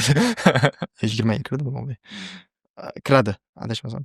Xo'p, keyin Gangadan Yunusobodgacha piyoda pishkom ketganmiz. Ertalab soat 4 da. Ertalab soat 4 da. Yo'lda go'ja ichganmiz. Ulug'bek go'ja ichganini kanalga qo'ydi. Kommentariyada qiz yozgan. o'tirib ichish kerak edi. Suv o'tirib ichadi deb so'ragandi. Shunaqa qiziq paytlar bo'lgan. Yarimiga borib o'sha mostdan o'tgandan keyin yog'iga taksi chaqirib yuborgandik. Chidolmasdan. Uyqu yo'q, sleep deprived, hungry, miserable, single, lonely. 3 kishi bo'ydoqlar. Still. And still like that. Those were the times when we had everything. But we were happy. Yo, adashib ketdim. Those were the times when we had nothing, but we felt like we had everything. Now we have everything, now we feel like we have nothing. Exactly. Xotirjamlikni yo'qotdikda. Shunaqa. Muvaffaqiyatga erishamiz deb. Odamlarga hayronsan. Baxt uchun nimalarga tayyormas? Ya'ni muvaffaqiyatli bo'lsam, baxtli bo'laman deb o'ylaydi-da va muvaffaqiyatga erishish uchun baxtdan voz kechadi. Exactly. Mana shu yerga Robert Pantanoning bitta gapi bor. A person who depends on their ability to accomplish away the struggle, misery and sadness of life could accomplish the whole world and still be met with disappointment degan. Ya'ni bola o'ylaydi, men muvaffaqiyatga erishib turib, mana shu sadnessdan qutulaman. Mana shu hayotimdagi muammolar yo'qoladi. Agarda muvaffaqiyatli bo'ladigan bo'lsam, accomplishment orqali bu narsadan xalos bo'laman deb o'ylaydi-da. Oxirida disappointment bilan, ya'ni o'zbekchasi nima edi? Разочарование bilan mat bo'ladi. Xafagarchilik deb bo'ladi. Da. Tushkunlik, xafagarchilik. Hafsala sifir bo'ladi. Что, da, bu xalos qilmas ekan qarasa. Alex Harmozi ham aytadi, maqsad bu o'zing bilan o'zingning o'rtangdagi kelishuv. O'sha maqsadga erishguncha baxtsiz bo'laman deb o'zingga aytasan deydi. Chunki shu mashinani olsam baxtli bo'laman deb o'ylaymiz. Shu IELTS olsam baxtli bo'laman deb o'ylaymiz. Mana shu uyni olsam keyin baxtli bo'laman deb o'ylaymiz, lekin erishamiz o'sha narsaga. Chunki Alex Harmozi yana bitta gapi bor. Sen meni baxtli qiladi degan hamma narsaga erishib bo'lgansan deydi. Lekin haligacha baxtli emasmiz-da. Chunki baxtni nimadirga bog'lab bo'lmas ekan. You have everything that you said would make you happy. Budda ham zo'r gap aytgan. There is no path to happiness. Happiness is the path. Baxt uchun yo'l yo'q. Baxtni o'zi yo'l. Bu jarayon. U manzil emasda, qanaqadir boradigan nimadir bilan. O'sha o'ylab qolaman. Mana shu baxt menimcha yo'q narsa bo'lsa kerak bu dunyoda. Ya'ni 100% baxt. Kelgan ko'z bu joylar ham. Happiness is a decision degan gap eshitganman men.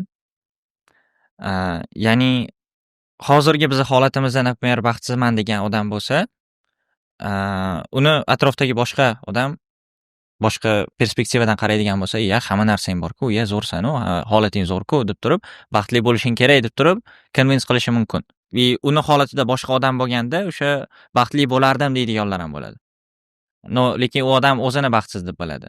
Agarda polностью o'zini holatini analiz qiladigan bo'lsa, ko'radigan bo'lsa, "Ya, men baxtli bo'lishim uchun sabablarim yetarli ekan" deb turib, o'zini convince qila oladigan bo'lsa, decide qilsa, baxtli bo'ladi deb o'ylayman.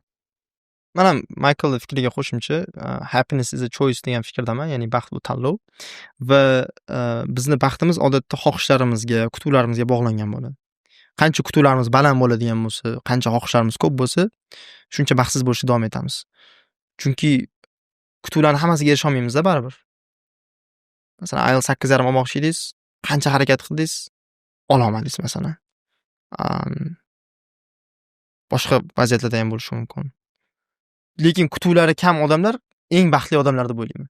Chunki ular hech narsani kutmaydi, lekin nimadirga erishganda bonusdek tuyulaveradi. It's a surprise. Kutmaganda uni. O'zi surprise qachon bo'ladi haligi? Xursand bo'lib ketib qolasiz. Masalan, tug'ilgan kuningizga kimdir umuman kutmagan sovg'angiz bersa. Siz umuman kutmagandingiz, lekin o'shani men berdim. Masalan, Michaelga shlem berdingda haligi. Mototsikl. Kutmagandingiz, to'g'ri? Umuman bilmagandim. Juda xursand bo'lib ketdi. Lekin Michael kutganda, masalan, bugun Abdurazzoqlar menga shlem olib beradi desa-da, lekin bizni quruq qo'l bilan borsak, qo'liga masalan pul shatib qo'ysak, Michael tug'ilgan kuningiz bilan. Bizni sovg'a bera olamiz hali ham, lekin xursand bo'la olmaydi. Sababi u boshqa narsani kutganda. Kutib qo'yganman, что bular zo'rroq narsa beradi deb qo'yadigan bo'lsam, bu yoqda kutgan narsamga mos kelmadi yoki даже mos kelib qoladigan bo'lsa ham kutgan narsamga bu shunchaki expectation fulfill bo'lgani, bu default narsa deb olamanda, xursand bo'lmayman bu narsaga. Shunaqa. Endi You guys are getting gifts deb. Hali ham odamlar sovg'a olishyaptimi? Michael ishlamay berganimizda xursand bo'ldi, lekin bo'lmagan bo'lardi agar bizlar mototsikl kutganda. Ha. Kutuv balandroq bo'lganda. Shunaqa. Shunaqada. Men bilgan eng baxtli odamlar kutuvlari yo'q odamlar. Bu yoqda Va ular odamni bilmayman. O'sha nimadan so'rashgan? Stephen Hawkingsdan intervyu olishayotganda, ya'ni nimaga siz bunchalik baxtlisiz, ya'ni desa, chunki yoshligimda kutuvlarim nolga tushib qolgan. Ma'lumot uchun Stephen Hawking paralyzed odam bo'lgan. Qimirla olmagan, hech narsa, normaliy gapirish uchun ham apparatdan foydalangan. O'sha doktorlar kasalsan, o'lasan deganda o'sha bo'ldi. Ya'ni undan keyin hamma narsa bonus sifatida ko'radigan bo'lib qolganda. Bu yoqda pessimizm foydasi ham bo'ladi. Ya'ni siz yomon narsani kutsangiz, u yaxshi narsa bo'lsa yoki даже yaxshi narsa bo'lmasdan turib, hech narsa sodir bo'lmasa ham ikkita variant bo'ladi xolosda, siz faqat yomon narsani kutib yashaydigan bo'lsangiz, yoki kutgan narsangiz bo'ladi, yoki siz uchun kutilmagan yaxshi narsa bo'ladi. Expect to be disappointed and you will never be disappointed. Shunaqa.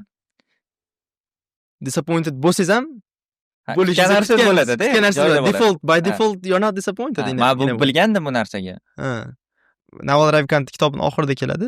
Men deydi bitta rohibdan o'sha so'radim, qanaqa baxtli bo'lgansan desa, I say yes to everything deydi. Xudo bergan, bundoq olganda, borliqdagi hamma narsaga men ha deb javob beraman. Masalan, yaqin tanish o'tib qoldi. Misol uchun katta tragediya-da, kimdir uchun juda qattiq ta'sir qiladi. Masalan, даже yomon yo'lga kirib ketishi mumkin. Bo'ldi, o'tib ketdi. Menga hayotda ma'no yo'q, ichaman, chakaman deb o'tib ketishi mumkin-da. Lekin bu ham bo'lar ekan. Qabul qila olgan odam o'shani ham qanaqadir ma'noda yengib o'tadi. Bu dunyo baribir o'tkinchi dunyo-ku. To'g'ri bo'lish kerak ekan degan narsa. Yes desa. Yoki haligi xursand bo'lib ketishim kerak emas-da. Anu qirol haqida gap bor-ku, vazirlariga topshiriq beradi. Menga uzuk yasab kelinglar deydi. Adashmasam shunaqamidi? Hamma qidiradi haligi uzishi eng zo'r tilladan, eng yaxshi matohlardan uzuk yasab olib borishga harakat qilishadi o'sha vazirlari. Lekin bitta vazirlik ajralib turadi. Uzukda yozuv bo'ladi-da. Uni o'qiganda u inson nimadirga erishganda juda ham xursand bo'lib ketib qolmaydi. Va nimadirni yo'qotganda qanaqadir xafa ham bo'lib ketib qolmaydi. U yerda yozilgan yozuv it shall pass too. Bu ham o'tib ketadi degani. Bu ham temporary, bu ham vaqtinchalik. Voy markablikda ham o'qidik-ku haligi. Hamma narsa vaqtinchalik. Eslanganlar ham, eslatadiganlar ham. Everything is temporary. U qirol o'zi aytgan bo'ladi, что men xursand bo'lganimda o'zimdan ketib qolmaydi. Lekin xafa bo'lganimda ham ja ko'p tushkunlikka tushib qolmay, shunaqa uzuk beringlar menga, shu narsani eslatib tursin deb vazifa bergan bo'ladi. Hamma qilib kelgan vazirlari uni bajara olmaydi, o'sha bu ham vaqtincha degan vazir bajargan bo'ladi. Endi men o'ylayman, o'sha baxt haqida, sevgi, muhabbat, romantika haqidagi ko'p tushunchalarimiz o'sha aynan birinchidan adabiyot, ikkinchidan o'sha ijtimoiy tarmoqlardan kelib chiqadi va shunga noto'g'ri tushunchalar deb o'ylayman. Chunki ijtimoiy tarmoqlar haqiqiy joy emas. Конечно. Of course. Faqatgina baxtli odamlarni, hamma narsaga erishib tashlagan zo'r odamlarni ko'raman. Shunaqangi odamni bilaman. Minglab obunachilar bor. Juda ko'p pul topadi. Ko'rinishidan juda ham baxtli odamga o'xshaydi. Ya'ni har xil joylarga sayohat qiladi. Tuda-suda. Yaqin odami avariya bo'lgan. Juda yaqin odamida. O'sha operatsiyaga 40 mingmi, 50 mingmi dollar ketgan. Men bilaman mustaqil. Tashqaridan, ya'ni o'sha ijtimoiy tarmoqlarda ko'rmaysiz-da bu muammolarni, ya'ni. We hide our scars. Ko'rgan odam shu baxtlisiz deydi-da, o'sha uzun postlar nima noshukrlik emas. Men o'ylayman, haqiqiy baxt degan narsa, ya'ni bu dunyoda erishib bo'lmaydi deb o'ylayman. Illyuziya. Da, chunki masalan menga hozir 1dan 10 gacha qanchalik baxtlisiz, 1dan 10 gacha qanchalik rasistsiz? 0 desam bo'ladimi? Где-то 8, 7, maksimum o'sha 8 bo'lsa kerak deb o'ylayman-da. Qanchalik baxtlisiz? Da. Chunki odamni o'sha ruhi bu dunyoga tegishli emas-da.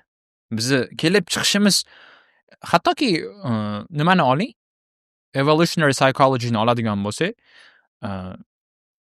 tabiatga zarar yetadi agarda odam mamnun bo'lsa, 100% mamnun bo'ladigan bo'lsa hayoti bilan, o'sishdan to'xtab qoladi. Shunaqa.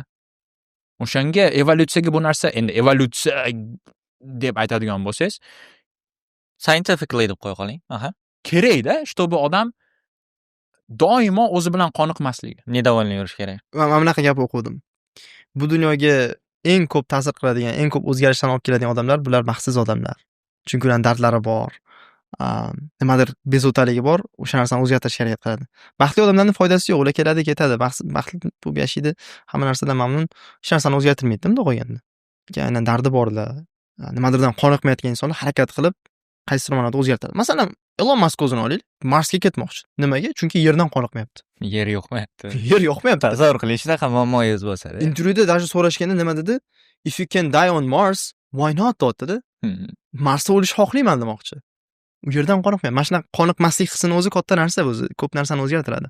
Keyin yana bitta narsa deng. 7-8 deganingiz sababi menimcha siz bundan ham baxtliroq state borligiga ho'p qilib umid qilib kelyapsiz. U ham bo'lishi mumkin. Ya'ni og'rig'ing qancha deydi, ana Robert Greenni Vinovati звезды degan kitobida qanchalik og'riyapti desa 9 deydi. O'qimaganman kitob. Yo'q, kasal odam 10 deyishi mumkin. 10 bilan 9 orasida nima farqi bor? 10 bilan 9 orasida optimizm farqi bor. Shu yaxshiroq.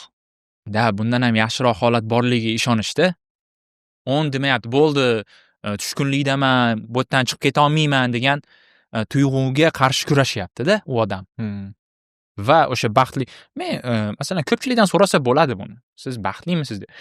Unteachable lesson, ya'ni pul yoki qanaqadir mansab sizga baxt olib kelmasligini odamga tushuntirib bo'lmaydi. Illo o'sha odam o'sha narsaga erishsa, Jim Carreyning gaplari bor.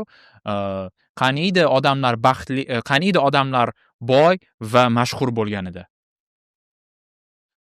Boylik bilan o'sha mashhurlik baxt olib kelmasligini o'zlari anglab yetgan bo'lardi.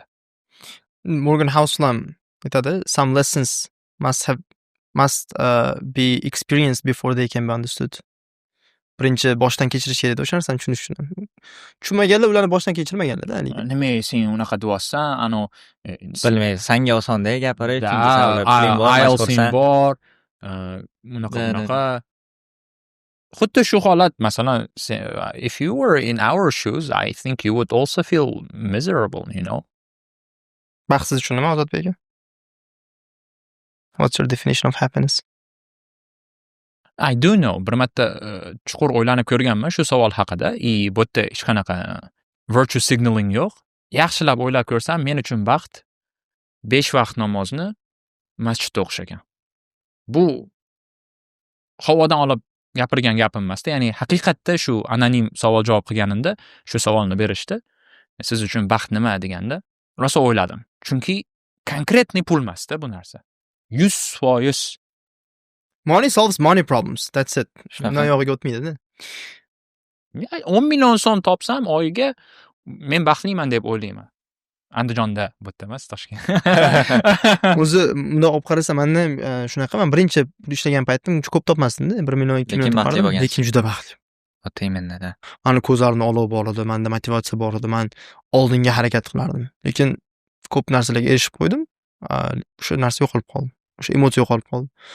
Depressiyaga kirib ketdim orada, даже o'sha suicidal, masalan, suiqasdga oid fikrlar, xayollar ham o'tdi-da. Xudoga shukr, hozir yaxshi. Keyin o'zimga baxt ta'rifini yangiladim. Update qildim. Men uchun baxt nima degan savol o'zimdan juda ko'p so'radim. Javobim xotirjamlik bo'lib chiqdi. Ya'ni men uchun baxt bu xotirjamlik ekan. Savol tug'iladi, xotirjamlik qayerdan keladi desa, men tushunib yetdim, xotirjamlik men gapirgan gaplarimga amal qilishimdan va amallarim gaplarimga to'g'ri kelishidan ekan.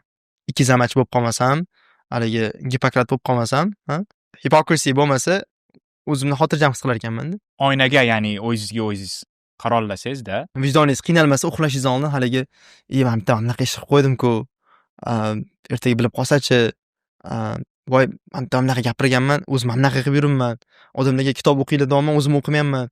Mana shu emotsiya bundan azobliroq narsa yo'q. Hammaga aytasiz kitob o'qinglar deb, siz kitob o'yinlarini o'tkazishingiz mumkin, kitobni targ'ib qilishingiz mumkin, lekin o'zingiz o'qimaysiz. Bu azob beradi. Vijdoni bor insonga, lekin vijdoni yo'qlar bor. Qorayib ketganlar bor-da qalbi. Ularda nima odat bo'lgani uchun haligi vijdonni bezovta bo'lmaydi. Hech qanaqa yangilik bo'lmaydi. U xarakter bo'lib qolganda. Chunki Aristotel aytadi, actions are the demonstration of character. Harakatlar insonning xarakterini belgisi. Bitta narsani inson ko'p takrorladimi? U o'sha xarakter. Bir marta yolg'on eshitdingiz-da, bu tasodif bo'lib qolgan bo'lishi mumkin. Majburlikdan aldagan bo'lishi mumkin, lekin ko'p marta aldadimi? Uni tabiatida bor, asliyatida bor. Uni o'zgartirib bo'lmaydi. Ya'ni u insonlar vijdonan bezovta bo'lmaydi. Lekin asliyatida bo'lmaganlar ozgina yolg'on gapirib qo'ysa ham, ozgina o'sha munofiqlik qilib qo'ysa ham bezovtalanib qoladi. Qalbi tebranib, haligi xotirjamlikni yo'qotib qo'yadi, uxlay olmaydi. Bu eng katta belgisi kechasi uxlamaslik. Kechasi uxlamaslik. Uyqu kelishi kerak, qaysidir ma'noda uxlash kerak, u ertaga ishlari bor masalan, keyin patologga qarab yotadi masalan. Vijdon qiynaladi-da. Uyquga ta'sir qiladi. Yoki o'shandan keyin bitta prinsip oldim, ustozdan ham eshitdim. Haligi uyqungizni bezovta qilyaptimi, u ishni qilish arzimaydi. Zo'r prinsip ekan. Uyqungizni bezovta qiladimi, u ishni qilish arzimaydi. Keyin yana xotirjamlik deganda, keyingi yana topgan narsam, men uchun xotirjamlik yaxshi uyqudan kelar ekan, yaxshi suhbatlardan kelar ekan, hech narsaga shoshmaslikdan kelar ekan. Yo'limni topib oldim, bunday qilganda xotirjamlikka erishsam bo'ldi endi. Michael, siz uchun baxt nima? Sizlar zo'r definition berdinglar, narsa berdinglar, lekin menda hali aniq bitta formulirovkasi yo'q baxtda. Aytganimdek, happiness is a decision ko'proq menda. Ya'ni bir xil holatda bo'lib turib, ikki xil odam qo'yib qo'yadigan bo'lsangiz, bir xil hamma narsalarga, bir xil puli bo'lsin, bir xil oilasi bo'lsin, bir xil do'stlari bo'lsin, bir xil uyi bo'lsin. Ikkalasidan bittasi baxtsiz bo'lishi mumkin, bittasi baxtli bo'lishi mumkin-da. Bu perspektivaga bog'liq-da, tipa. Aha, da. O'zingiz nima narsani belgilaydigan bo'lsangiz, baxt deb turib, o'sha narsa siz uchun baxt bo'ladi. Va yana bitta narsani tushunish kerak, happiness is a state of mind. Hozirgi suhbatimizni eshitib qolib, bo'ldi, shunaqa qilsam to'liq baxtli bo'lar ekanman deb o'ylash xato. Insonni hamma emotsiyalari kerakli emotsiyalar-da. Ba'zi joyda stress his qilishimiz kerak, ba'zi joyda shu xafagarchilik bo'lishi kerak. Hech bo'lmasa baxtni qadriga yetish uchun ham xafagarchilikni boshdan o'tkazish kerak. O'tayman. Chunki oqni qadriga yetmagan bo'lardik agar qora bo'lmaganda. Nurni qadriga yetmagan bo'lardik agar qorong'ulik bo'lmaganda. Kunni qadriga yetmagan bo'lardik tunni ko'rmaganimizda. Hamma narsa shu. Hamma narsa bunday qarasak o'zi teskari tarafi bor-da. Baxtni tushunish uchun ham xafagarchilikdan o'tib ko'rish kerak. Eng muvaffaqiyat nimaligini bilish uchun ham muvaffaqiyatsizlik nimaligini bilish kerak. You have to lose to know how to win. Umumiy fonga qarash kerak. Ya'ni masalan hozir sizni o'zidan o'zi tana haroratingiz oshib ketsa, davleningiz oshib ketsa, deb nafas olishni boshlab, terlab ketsangiz, okay. Qo'rqasiz, to'g'rimi? Menga nima bo'lyapti deb. To'g'rimi? Endi faraz qiling, xuddi shu narsa sport zalda bo'lsa. Ya'ni perspektiva muhim. Xuddi shu holat, lekin boshqa joyda bo'lyapti. Boshqa narsa qilayotganingizda.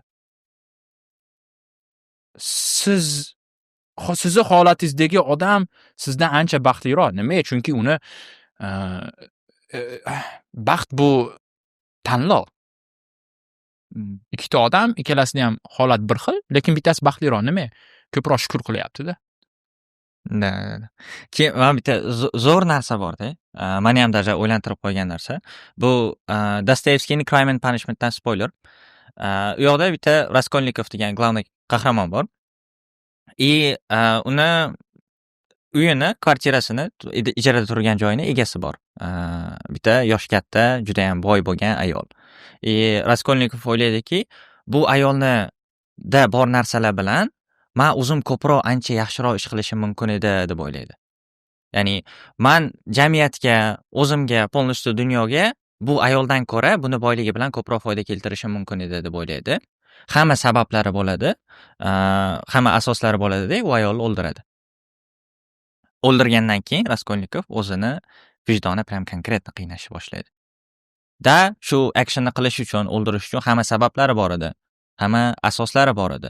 O'zini fikrlashi bo'yicha, даже kitoblarida ham yozgan bo'ladi, shunaqa odamlarning shunaqa qatlami borki, aqlliroq, ustunroq bo'lgan tipi prime people degan narsasi borki, ularga qonunni buzish, moral prinsiplardan bir ikkitasini buzish ruxsat etiladi, chunki ular ustunroq degan kitobida yozgan bo'ladi.